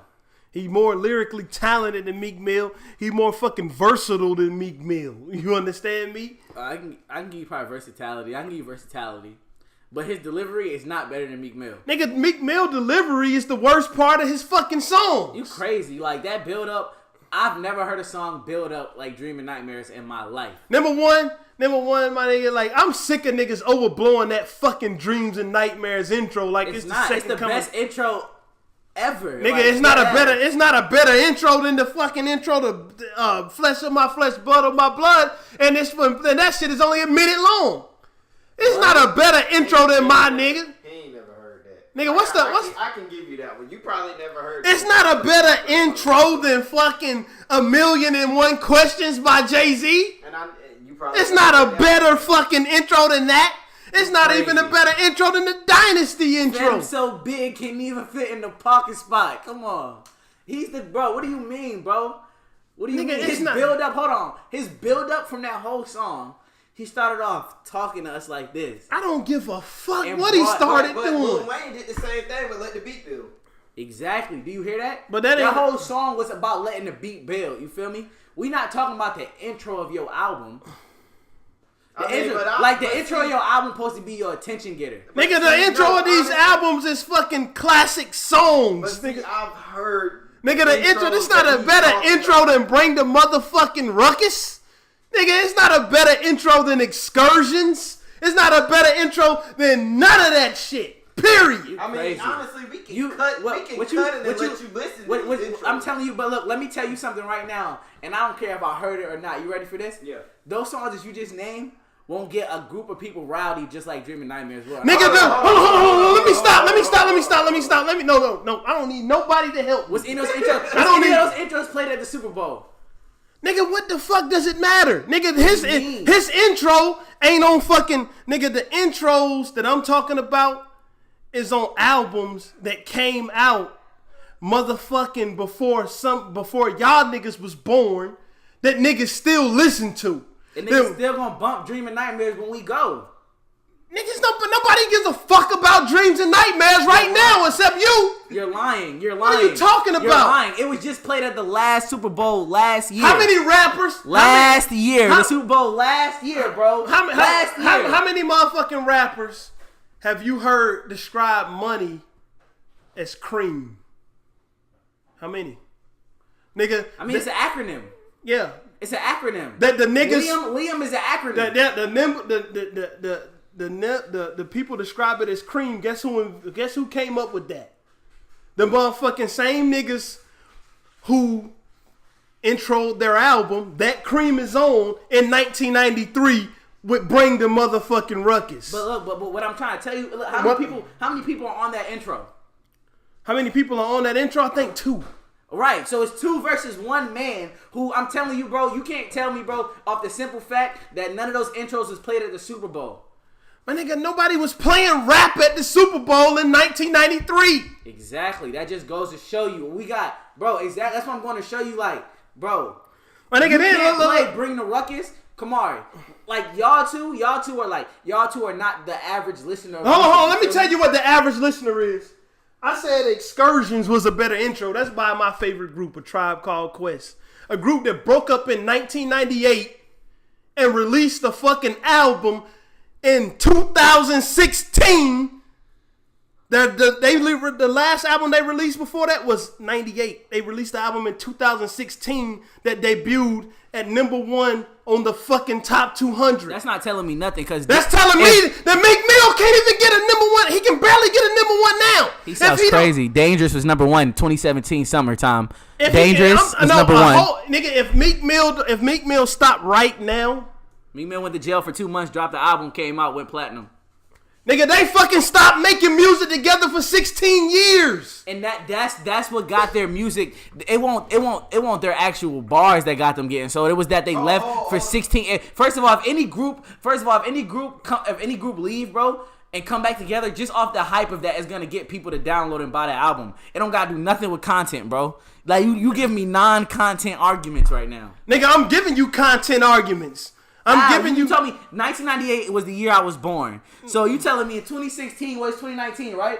I was 17 in 2019. So I'm 2016. So if I haven't heard somebody who was great in 17 years, I'm gonna give that album a download or a listen. So it's gonna get debuted regardless. My nigga, that's not fucking true. That is true. That's not true. If Drake left right now and didn't drop nothing for 17 years, soon as he dropped that album, it might break the internet, nigga. My nigga, if Meek Mill left right now and didn't drop nothing for 17 years, he might as well not fucking drop it. How many keys to the city's Tribe Called Quest got? None, nigga. How many keys to the city Meek Mill got? Like 4. Nigga, how many classics that them niggas got? How many classics Meek Mill got? 0. To you. Nigga, that's to you. I'm a Boss will definitely go down in classic history. House Party is definitely a classic. Dream of Nightmare is gonna be a classic until my son dies. Nigga, like, are you crazy, nigga, that's bro? Who the fuck cares about I'm a Boss right now? If it get played in the club, everybody. Who the fuck? Besides Meek Mill came to Raleigh March 27th. Besides House Party in the Ritz, bro. And that song came out in 2011. Hold on. Besides the nigga who Meek Mill signed that we was just listening to before the podcast started. A little Snoop. Who the fuck is talking about him? Who the fuck is talking about Meek? Everybody. He just nobody. Kanye West. What did Kanye West fucking say on his fucking album? The fans really want the spirit of A Tribe Called Quest, but all they got left is this guy called West. Nigga, Kanye West was the top fucking artist. We talking about the nigga who talking about he supporting Trump too right now. At this point in time, I don't even really know what to take. All I can take is just what he says and try to take some gems out of it. Nigga, that was on College Dropout. Nigga, that was at the time where Kanye West was at the top of everything. All right. I'm not taking nothing from him. All I'm saying is a simple fact, right? What I'm saying is that Dream of Nightmares, bro, will forever be played in history, bro. Once a song makes it to the Super Bowl, once it makes it to Ellen, once you make it to Jimmy Fallon and all that, bro, that's just not no wreck. Like, you feel me? Like, come on, bro. That's one song that if it played any time in any club, it's going to turn anybody up. And I'm not hearing that because I done been in different states, different clubs, different atmospheres since 2012. But that song is a song that is getting played at every HBCU for years going on there. Anything what you got. And it's used as once a song is used as a motivational purpose, bro. My nigga, a song being played at the Super Bowl doesn't make it the best intro of all time. My nigga, I'm giving you content fucking arguments. I'm giving you the content argument that Meek Mill ain't even in the same fucking galaxy talent-wise as these niggas I'm talking about. You give me a group of rappers. Nigga, he ain't in the same galaxy. It's just one of them. You sound crazy. He's better than individually all of them. He ain't better than nigga Meek Mill.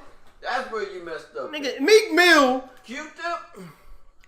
He can't. Meek Mill can't. I'm telling you, bro. Give me his hardest bar. I'll give you a Meek bar to match it, bro. My nigga, give me Meek. Well, give me the Meek. Nigga, Meek couldn't even fuck with soft ass Drake.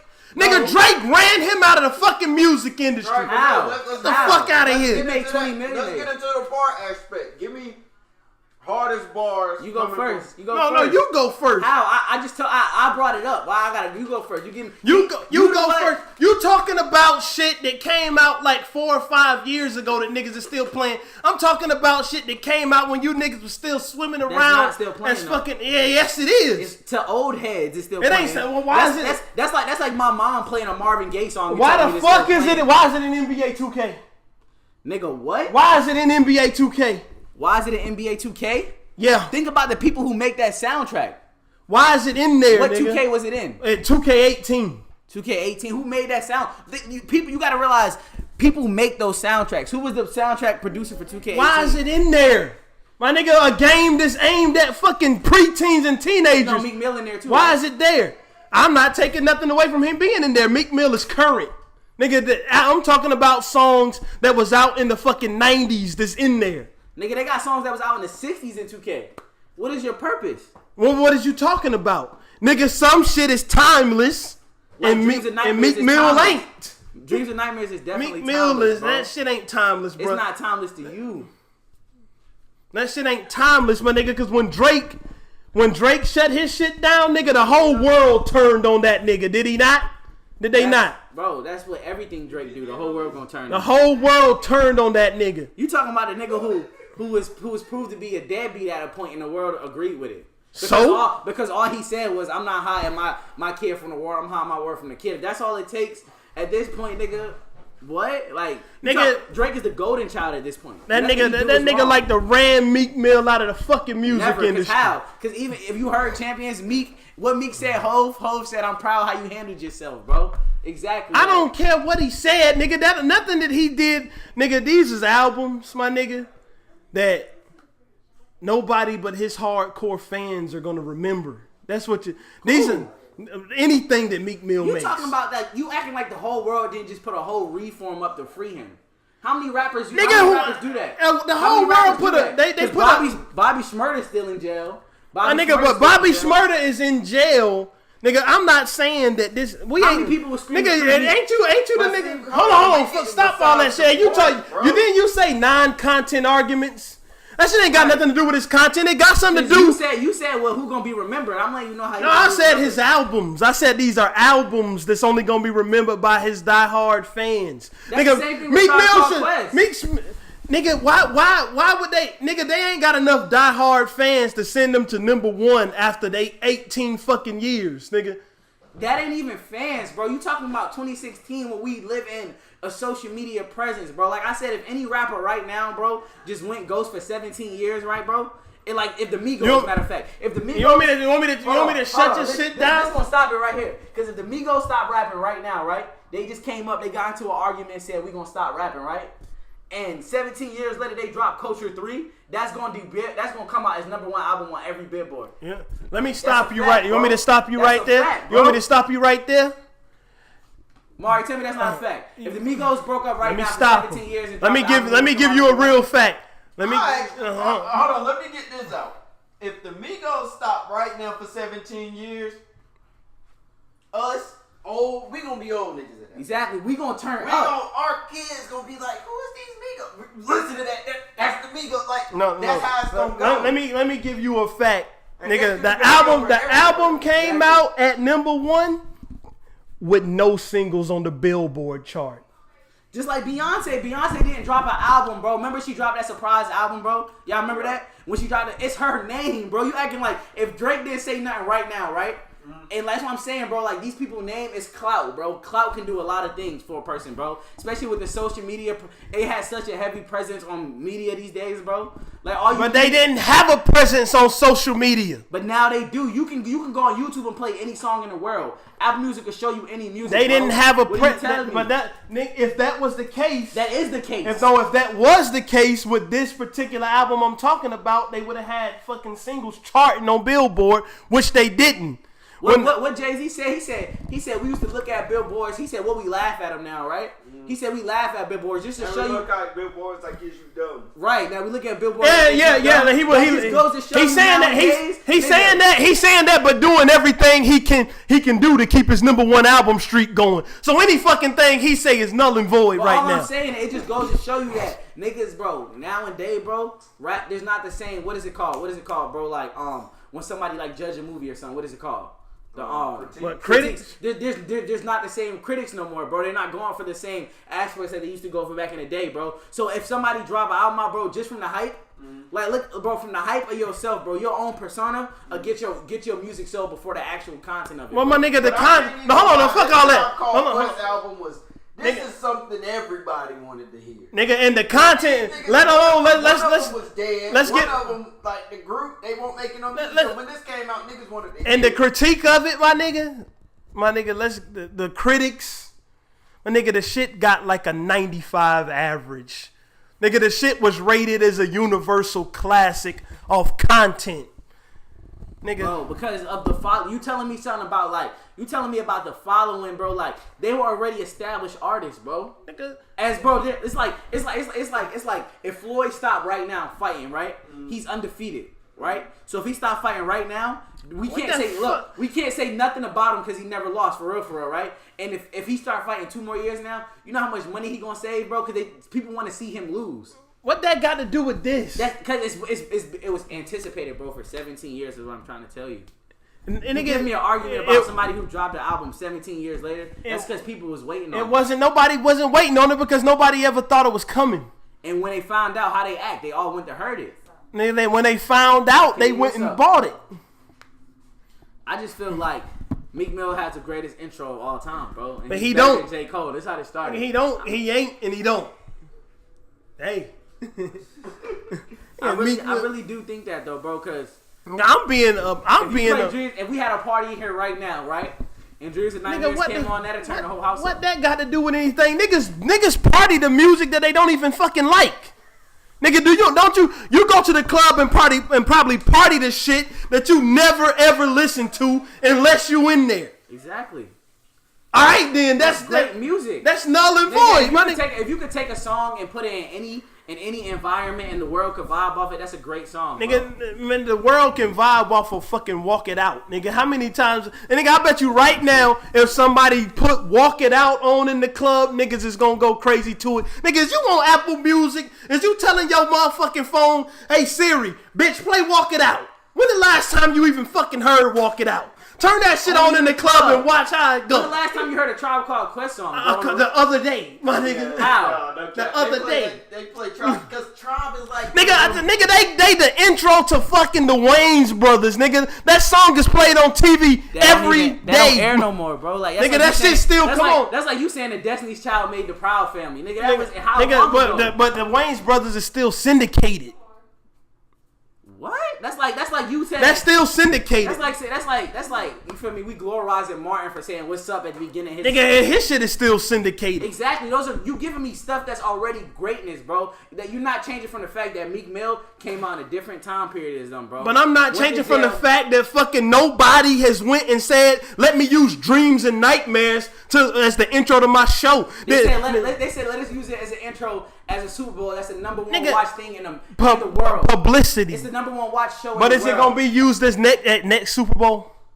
No, nigga. Was the Tribe Called Quest used in another show? Nigga, they used every fucking day. Nigga, you talking about something that's airing one. Nigga, they could have put Dreams and Nightmares. How many basketball coaches? How many football coaches? Could they not put Dreams and Nightmares as the intro to that fucking shit with Terrence Howard and Taraji Henson?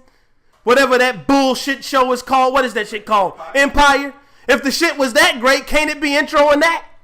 No, that's what? It can intro. Hey, we talking about what ifs right now, bro. Yeah, I'm talking about what if. Yeah, it's a fact that somebody. The fact that Dreaming Nightmares was played at the Super Bowl. It's a fact that every time you see the Wayans brothers, then how many fucking times have you went back to watch the last Super Bowl?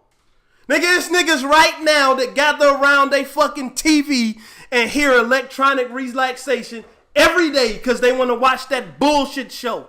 You watch the Super Bowl once and you wait for the next one. But it's also the number one show that's watched. You watch it once and you wait for Was the Wayne Bros ever the number one show? My nigga, it's a reason why the Wayans Bros came out in the 90s and the shit still comes on TV now.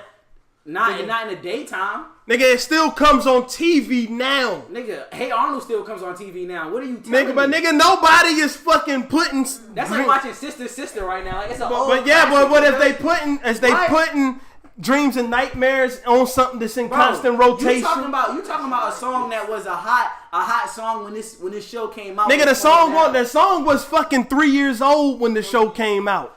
All right, it was already glorified. It was already known as a hit, bro. You talking about something for the night. And nigga, this shit right now, the way you talk is already known as a hit. And they played it at the Super Bowl one time. Right. What the fuck else is they doing with it? All right, so you're talking about what some high school coach is doing? I don't give a fuck. I'm talking about one song. He's gave me every song from this group, right?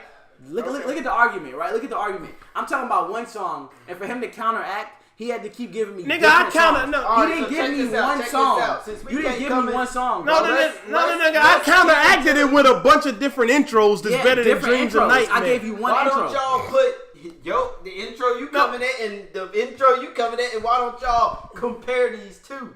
Because now y'all having an endless argument. Nigga, no, because the shit started to veer off that track. Because you started talking about how better Meek Mill is than niggas. Nigga, these niggas are niggas who... J. Cole? Nigga... that's what I'm saying. That nigga said... That's why Meek is so great, bro. Because we was talking about Jermaine Cole. And he just brought out a whole group. No. The niggas talk about Russell Westbrook. Do they talk about Michael Jordan? No, my nigga. Nigga, what are you talking about? That's what you said he had the best intro ever. Yeah. And I started listing other intros. And then you deterred away from the whole J. Cole argument and went straight in about Tribe Called Quest. No, I didn't, when nigga. Is you even talking about LeBron James? They throw Michael Jordan up there too, right? My nigga, I didn't. This nigga didn't even listen to what was said. What's the first thing I said? I said it's not better than the intro to DMX's album. That's the first thing I said, right? Said it's not that better than my niggas. And the first thing I did was throw out other intros, right? Nigga. But the original argument was J. Cole, and I said... The original argument was the Dreams and Nightmares was the best intro ever. It wasn't. Yeah, you said Dreams and Nightmares is the best intro ever, and he's better than J. Cole. That's what you said. I said Meek is better than J. Cole, I believe. That's how I always started off. This all stemmed off from Saint-Tropez. The beat he used, so Cole was the man that was supposed to be. My nigga, and I don't... Exactly. And I just feel like, bro, at the end of the day, my nigga Meek, bro, that's what I'm telling you, bro. Meek. Nigga, you start talking about Meek in the context of being one of the greatest ever. If that's what you gonna talk about, nigga, I'm gonna bring up niggas that got actual resumes. I'm gonna bring up niggas that's got universally held fucking classics, my nigga. Meek don't though? Like Meek don't? Nigga, he got classics to his fucking fans, nigga. These niggas got classics to niggas who don't even like rap. What do you mean? That's the difference. But it's, you acting like these old niggas don't be respecting Meek Mill. Like I didn't say nothing about him. Like, cause I didn't say nothing about his respect. I didn't say nothing about his respect. None of them rappers you said that you talking about. Are we speaking real facts? None of the rappers you said had rich $1 million white people come see him in jail. None of these people talking about when DMX went to jail. Nobody they didn't start a whole reform about him. My nigga, when DMX went to jail, my nigga, there wasn't no motherfucking Twitter and shit for you to use. You going to see Meek Mill as a fucking publicity stunt. I'm not blaming him. Nigga, why the fuck is you talking about him being in jail? I'm talking about when he went to jail. How many rappers? Nigga, I'm talking about his musical talent. I ain't talking about none of that other shit. How many rappers inviting the owner of the Patriots to come sit with them in the studio? My nigga, if the owner of the Patriots wouldn't be there if it wasn't a fucking publicity thing to have. You don't know that. If it won't You don't know that, bro. But you don't know that. You giving. We do know that. You don't. We know that. He said he genuinely liked the man. We know that. You want me to tell you? That's one man. So what about the owner? Want me to tell you why? You want me to tell you why we know that, my nigga? Because where was the fucking owner of the Patriots when Back to Back came out? Meek Mill didn't know Meek Mill then. Meek Mill was the same fucking person. But he didn't know when Meek everybody Mill. When everybody was against Meek Mill, where was everybody? Nobody was still there. That's what I'm saying. Nobody was anywhere, my nigga. No, the public wasn't anywhere. It's a difference. That's what I'm. And Robert Kraft and them are just part of the public. These niggas is not riding around. It's not true. Because if I didn't know a person then, and I met them once I weathered the storm, they met Meek Mill because of the injustice that judge was doing. No, that's how they met Meek Mill. First of all, Meek Mill met the 76ers owner at a game, right? The 76ers and Robert Kraft, the 76ers owner and Robert Kraft were good friends. They was all on a private jet with Meek Mill. Meek Mill was. Let me give you a real fact. Let me give you somebody else who Robert Kraft is a good friend of. Who? Donald Trump. What in the fuck? I'm friends with Trump supporters. I'm a Democrat. What would make you look good to your fucking team full of black motherfuckers and your fan base full of black motherfuckers? But you talking like this a Kanye rapper. Meek Mill has came out publicly and said that he's against Donald Trump. Okay, and that right there is exactly why. If I'm Robert Kraft, not only a fucking nigga who was a friend of Donald Trump, but a motherfucker. You making conspiracy theories right now, though, bro. I ain't making no conspiracy. It's a conspiracy theory. It ain't no conspiracy theory that Robert Kraft fucking paid money to Trump's campaign. But it's not. But it's a conspiracy theory if you think he's friends with Meek Mill because of Donald Trump. Nigga, I'm thinking. That ain't got nothing to do with it. Nigga, like you said, publicity is good publicity. My nigga, what was the fucking what was the fucking main thing about Meek Mill? He was being done fucking wrong by the justice system. My nigga, if I'm a motherfucker that's out there and I'm on that Donald Trump bullshit, my nigga, the whole social media was already behind Meek Mill. Exactly. Nigga, you fucking right. I'ma hop on that shit and get the stench of Donald Trump's dumb ass off That's me. You, but we talking about the same nigga. We talking about the same nigga. This is, you gotta realize, bro. People are people at the end of the day. We talking about this nigga who just got. We talking about Robert Kraft, right? Who just got arrested for doing all that prostitution stuff. Yeah. You ain't seen none of Why the fuck? Why would how long has it been known that Meek Mill has been under a fucking unjustified 10-year probation that he should have never been under? Meek Mill ain't never, but he wasn't the same person he been all these years. He was Meek under. Mill first came out, bro. You talking about like we talking about Meek Mill pre rehab for the perks. We talking about pre. No, I'm talking about Meek Mill fucking 2 years ago. Yeah, off the perks, exactly. Like the nigga who was still smoking weed on Percocets, driving around, almost crashing his car. We talking about that rapper. We talking about the nigga now who really woke up one day and realized, like, yo, I'm employing people out here. People out here depending on me. Them niggas, I don't give a fuck what he was doing 2 years ago. Nigga, it was still an injustice that this nigga was even in the situation where he was under 10 years of probation, my nigga. 16, that was his title. Who the fuck can stay? Who the fuck can avoid minor trouble for 10 years? He should have never been under that. Where was these niggas then, nigga? When he had niggas like that's the nigga. It's Meek Mill been one of the top artists in rap for a long fucking time. Exactly. Like he been one of the top artists in rap in this era of rap, nigga, since his first fucking real album dropped. Dreaming Nightmares. He been one of the top artists in rap. Nigga, the only hiccup he had. That intro. Nigga, I wouldn't say that. I would say because of the song he was on with Drake. But I mean, that's neither here nor there. That was on mixtapes 2 years ahead. Nigga, Amen. I'm saying, nigga, that was on Dream Chasers too. But anyway, what I'm saying is this, my nigga. Where was these motherfuckers then? He was in a different mindset. Where was they then? He was in a different mindset. Where were these niggas when? You gotta realize how it started, bro. Think of how it started. It started because Meek Mill went to a 76ers game and became friends with the owner, right? Meek Mill won't go into no games. He was on dirt bikes out there still in the hood, bro. Like, it's a time and a place. Nigga, he was on a dirt bike. Sometimes you gotta get in trouble to get humbled down. He got arrested for popping a wheelie on a dirt bike. my nigga. And if I didn't know you, Frank, if I didn't know you, bro, and we met 2 years ago, I can't say where was you at 2 years ago. My nigga, but these niggas who out here fighting against the injustice, they only started doing that shit when the movement got popular on Twitter, right? Maybe sometimes people, you gotta realize, bro, people are people. Sometimes people can't be that man in the front. They gotta wait for somebody else to put like think about Colin Kaepernick, nigga. He was the first nigga to kneel. Before that, niggas was not kneeling, bro. When he started kneeling, like Meek Mill said, his teammates were just watching, bro. Then after he got kicked out of the league, then you want to see other people start kneeling. My bro. nigga, motherfuckers. Somebody gotta be the fool first, bro. Somebody gotta be the example. Hold on. Because this done went off the rails a little. My nigga, Hold on. What is the argument here? What is the full argument? This shit got this way. Goat man.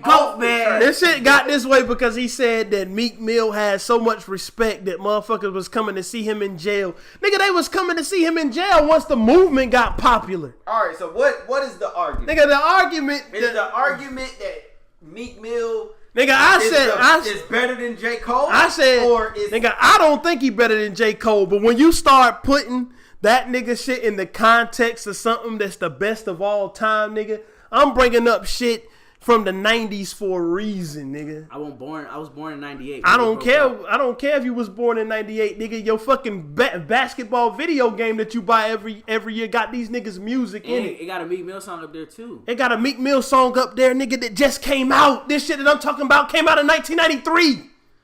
Listen, look at the difference. When you start putting this nigga in the context of having something that's the best of, you gotta think about the best of all time encompasses all the way back to the original. Bro, you talking about video games like Here Comes the Boom is not on every Madden game since Madden has been coming nobody out. don't even give a fuck about Madden. Now it's Madden. Now it gotta be Madden. It gotta be the game. Come on, you gotta give me the same argument, bro. You give me something like certain songs is gonna be on any energetic. If it got an energetic flow, bro, and it's known for that, it's gonna be on any energetic. My thing, nigga, bro. This shit came out. Nigga, the shit that I'm talking 2K about is basically like my high school soundtrack, bro. They just take a collective songs that is known by the world and put it in something, bro. Like, you think about it, bro. How many songs that we was going out there playing football to? But nigga, you was playing football in high school like 2 years ago. That's what I'm telling you. Niggas won't get hyped to those songs. They was just on the playlist, bro. I see that this argument is never gonna finish, right? This is what we're gonna do. You pick a rapper. Meek Mill. What rapper you want? Any rapper? No, stop. I'm saying just pick one. Well, one rapper. I'll pick Ghostface. This is the argument now. Meek Mill versus Ghostface. Man, nigga, that ain't no argument. It ain't. But see, this beats him. Ain't no. Meek is the greatest. All right, keep trying to. all right. But they not understand. All right. It's coming out of my mouth. Look. The first is punchlines. All right, wait. Somebody's gonna go first with one punchline, and the second is gonna go, right? And then we gonna switch to the next one. Nigga, no, just spit what you would consider a fucking hard verse from Meek. I know you know one. Fuck the punchlines. A hard verse? Spit with. Let's go. Verses. We pulling out the good stuff now. He said. Get the mic. He said, "I'ma chase my dream, coming to America like Prince Akeem. I ain't never give a fuck, but then I seen high definition. You forget was forever given, but nothing was never given. I built it from ground up. I started out with the basement and built up my house up. I'm rich off of opportunity. Money gon' pile up. My swag on 100 mil. How the stylist gon' style us? Hold on, caught up in that light. Caught up in that life. I see youngin' on the corner with a quarter of that white. He just trying to chase his dream, plus his daughter needs some wipes and some Pampers, so he don't give a fuck about the slammer. He just trying to stay alive, clutching on his hammer. World full of problems, but nobody got an answer. His mommy in the grave, his daddy getting high. Bill steady rolling and he barely getting fly. Same clothes, Bill steady rolling and he barely getting by. Same clothes every day, he barely getting fly. Wake up every day, he just swear to do his job. What that is, chase his dreams, time is ticking, so it seems. On his downtime, he's spitting, yeah, he's sick, his flow is mean. He just won his real chance, no reality show. But the grave or the jail serve reality, though. Crack house was his crib, the streets father. All right, that's enough of that. He's a beast, man. Like,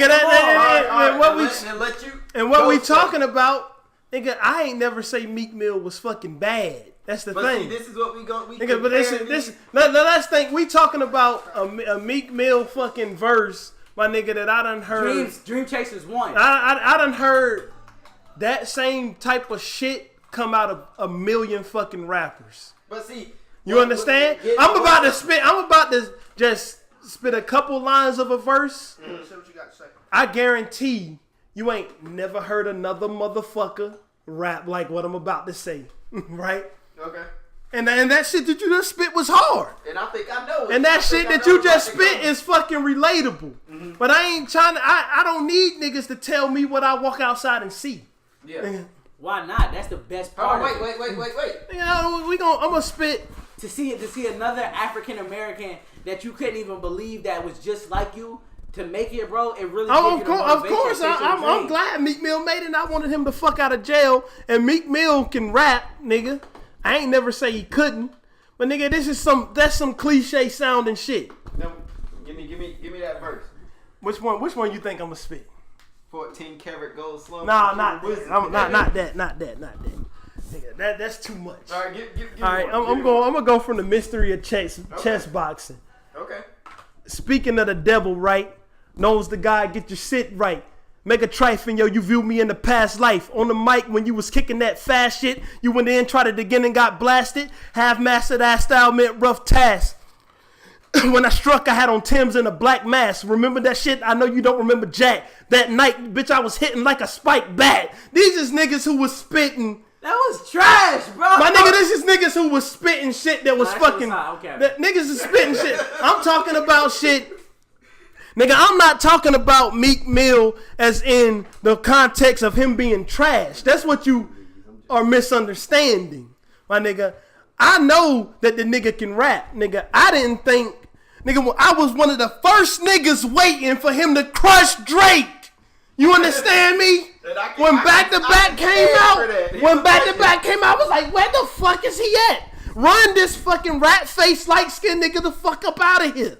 Cause I was the world we live in, you can't do that. Nigga, no, you can't come back with a hard bar and kill. Nigga, I didn't think that he was gonna run Drake out of the game. But nigga, but I thought that this shit was finna be the next fucking Nas, Jay-Z. It can't be because we're to the point where nobody wanted to hear Meek Mill really come at Drake. But the thing, they wanted Meek Mill to make a song. But let me not get off a track, nigga. When it come to rappers in the vein of Meek Mill, my nigga, I want the versatility. I want because the same type of thing you spit that you just said, like the same type of verse that you said for Meek Mill, nigga. If you want to hear that type of thing from Ghostface Killer, he got that shit. Like if you go listen to like All That I Got Is You, nigga, that's the same. Nigga, you basically just spit an updated version of that song. That Meek Mill verse you just spit. I hope my mama ain't doing no coke. Come on, bro. Oodles and noodles, babies, bro. Nigga, dwelling on the past flashbacks when I was young. Whoever thought I had a baby girl and 3 sons, like you just spit the updated version of that. When it come to rappers like Meek, nigga, that's not Meek fault that niggas already. No. I'm not saying he shouldn't rap about it, nigga. I want to see this nigga. When it come to and this is, let me get back to J. Cole. You want him to be something he's not. No. That's not what I'm talking about, nigga. I'm wanting him to be what he is, nigga. You got the time for those, nigga. But then give me something like what I just said, nigga. That's some shit that's just a nigga getting on the microphone and flexing his lyrical skill, nigga. You don't have to come spit me some fucking hood story every time you rap. And then when I listen to Meek got a fucking formula of spitting his hood stories, then spitting about how much fucking money he got, and spitting about what bitch he fucking, and he follow that fucking 3-prong, those 3 steps every time I'm listening to it. I listen and review the whole Championship album, nigga, the album that I fucking liked. My nigga, but when you a rapper, especially, nigga, I know that nigga history. He came from the battle rap circuit, nigga. I know he can do more than what he does. So when he came from the battle rap circuit when he was talking about, nigga, I'm a G. Nigga, you ain't heard of me in this pot. I gotta turn a nigga white tea burgundy. He's not. That's the problem. That's the problem. He's not gonna change because he's famous. And that's the thing though. Listen at what you just said. He told y'all I came here based off my talent and who I am. I'm not gonna change because some light skinned nigga who can make my hotline bling is Yeah, I don't want to hear no hotline bling shit from him, nigga. I just know that my nigga, he don't have to. I think that niggas like, nigga. We talked about the Migos, right? The Migos are some niggas that they in a box, nigga. They just in a box and they in that box and they do what they do well inside that box. But I don't think them niggas got the fucking skills to step outside that box like a nigga like Meek got. Like, Meek don't have to follow no fucking formula, nigga. That nigga could probably sit down, take a pen and pad, and write a song about anything. My nigga, that's what I think about him. Even though I'm not a fucking fan of Lil Wayne, that's something Lil Wayne does, nigga. Lil Wayne got those shits where he just get on the fucking mic and he just raps about whatever, nigga, and he just show you that, nigga, I can put these words together. Nigga, that verse, that's why I picked the verse I picked from Ghostface. Nigga, I could have spit the All That I Got Is You when I would have just been spitting a fucking 1995 version of what you said. Nigga, but I went and picked one where the nigga got on the mic and just said, nigga, look at how I can put these words together. The nigga get on the fucking microphone and say some shit like the niggas, like another nigga from that group.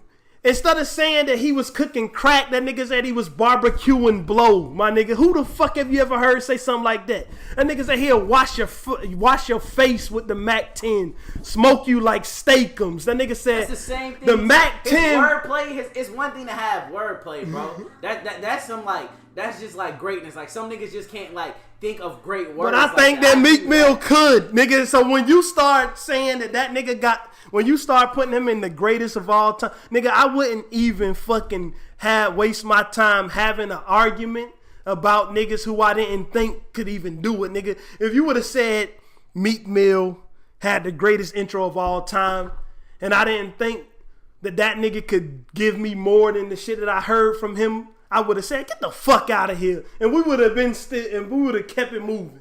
I'm just trying to let you know, bro, that intro really do things, bro. Nigga, I ain't saying that it doesn't, nigga. I'm just saying it ain't. Nigga, when you saying of all time, nigga, I can say shit about shit from the 90s because that's part of all time, nigga. That's true. And so, like, and we talking about shit that motherfucker, like, when you open up the Rolling Stones 500 greatest albums ever, nigga, all the albums I listed is on it. Nigga, 500 graded album, and we talking about critics. This 500 greatest albums ever shit just came out in this decade, nigga. Right. That shit is on it. Who graded it, bro? Old folks. My nigga, but you got motherfucking Jay-Z albums on it too, though. He's an old nigga. What? Man, Nigga old, bro. Man, nigga, Jay-Z is let's not fucking flex, nigga. Jay-Z is the biggest hip hop artist ever. I'm not saying he's not, but he old. He's still, nigga. Right, he old. Like that's like saying like Elvis not the king of pop because Justin Bieber is one of them niggas like that of pop. No, nigga, we know who that nigga is, and he'll forever be respected amongst legends. But just to me, I don't think he's like better than niggas. Yeah. I just think because of the time period, like the nigga who probably invented the wheel at a certain time was probably the smartest nigga in the world just because he invented it and he started it.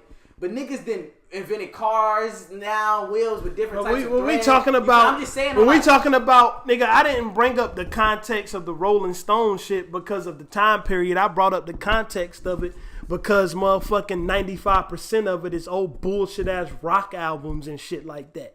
For a hip hop album to even be considered to be on that shit means that shit is on another level, because even these old dusty ass Grammy voting white motherfuckers had to pay the respects. And that's what I'm talking about. That's what I try to tell you though. Like Meek Mill's one of them niggas that they gotta pay the respects to now, bro. Because he came from them Philly blocks, bro. To have. But they paying the respect. They ain't paying the respect to. They paying the respect to this shit strictly off of what's printed on the disc. That's what I'm saying. Nigga, like Meek Mill, it took for niggas like us to want him the fuck out of jail for these people to do anything for him, man. I wouldn't even want these motherfuckers if I'm a big supporter of him. I wouldn't even want these Johnny come lately motherfuckers even. These niggas is over there just getting publicity off of that man. Sometimes, bro, because I mean, you gotta think about it, bro. It's like I mean, These those Robert white people, Kraft bro, and these motherfuckers didn't play no part in him getting out. They definitely did, bro. Nigga, they ain't play. I mean, it's sad though. It's sad that the America that we live in, it took them. Cause without them, bro, Meek Mill would probably still be in jail. Niggas been screaming free Meek Mill, bro. Meek Mill hasn't just went to jail for the first time now. Bro, people been screaming free Meek Mill off of this probation stuff, like you saying. That's the sad part. It took those white people, those Robert Kraft niggas, those white people who really didn't really need to go at all. It took them to go to a jail to get that man free.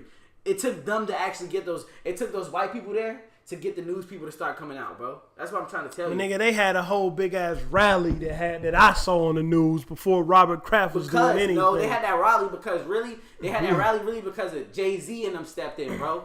And Jay-Z stepped in the same time around. You want to talk about the white people? Jay-Z, how many times Meek Mill been in jail? My nigga, I didn't give Jay-Z no fucking props. I'm just saying that's how crazy it is. It took all of this. Nigga, it took fucking every free Meek Mill tweet, every person standing in that ring, Robert Kraft, Jay-Z, Meek Mill himself, everybody who took their time out their day to contribute that got Meek Mill home. Nigga, it didn't take them niggas, nigga. It took fucking niggas like you to get him out. No, because I could have kept saying it took niggas like you. Niggas like me still screaming free Bobby Shmurda right now. He's still nigga, but Bobby Shmurda is in. Bro, like let me just. Bobby Shmurda, I don't want to say no shit like this, but Bobby Shmurda is in jail, my nigga, because of shit that Bobby Shmurda was doing. Nigga, Bobby Shmurda got off easy with 8 years.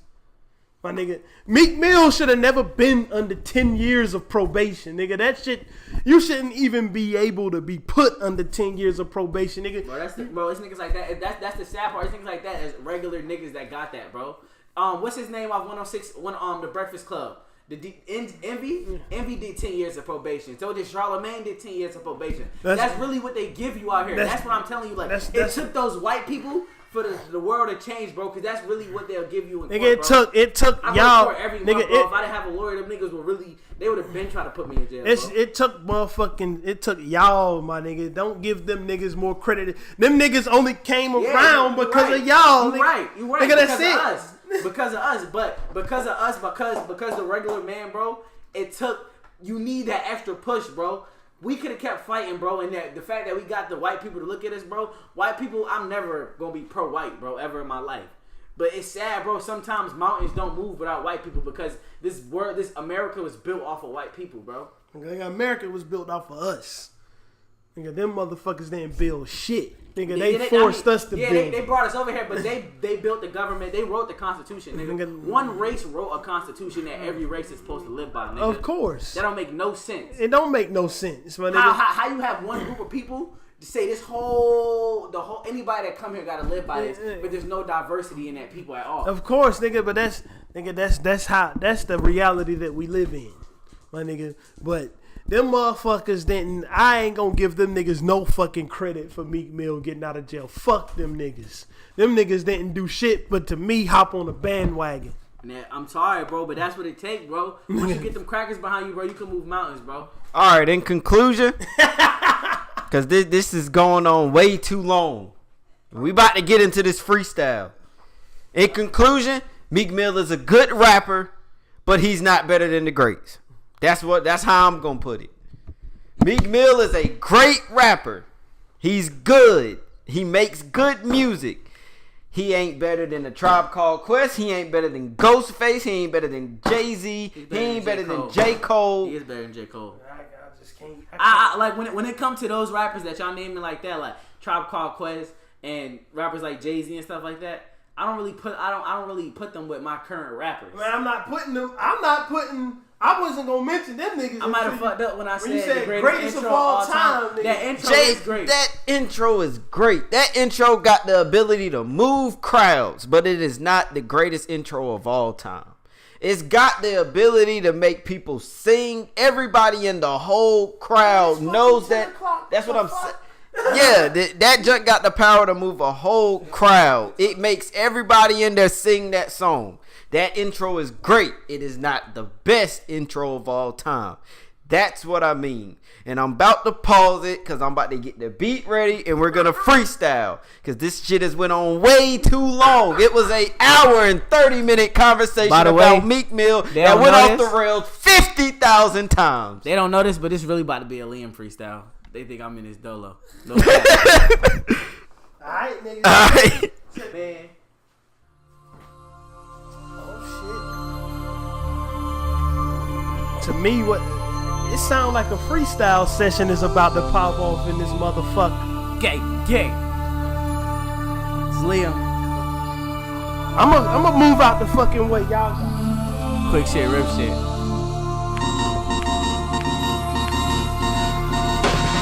Pull up in something all red with big wheels like it's Tonka. Young nigga, hot as the summer like I'm a monster. Big on the streets like my neighbor's Christopher Wallace. Cops on my ass, so I'm young rich, so I dodge them.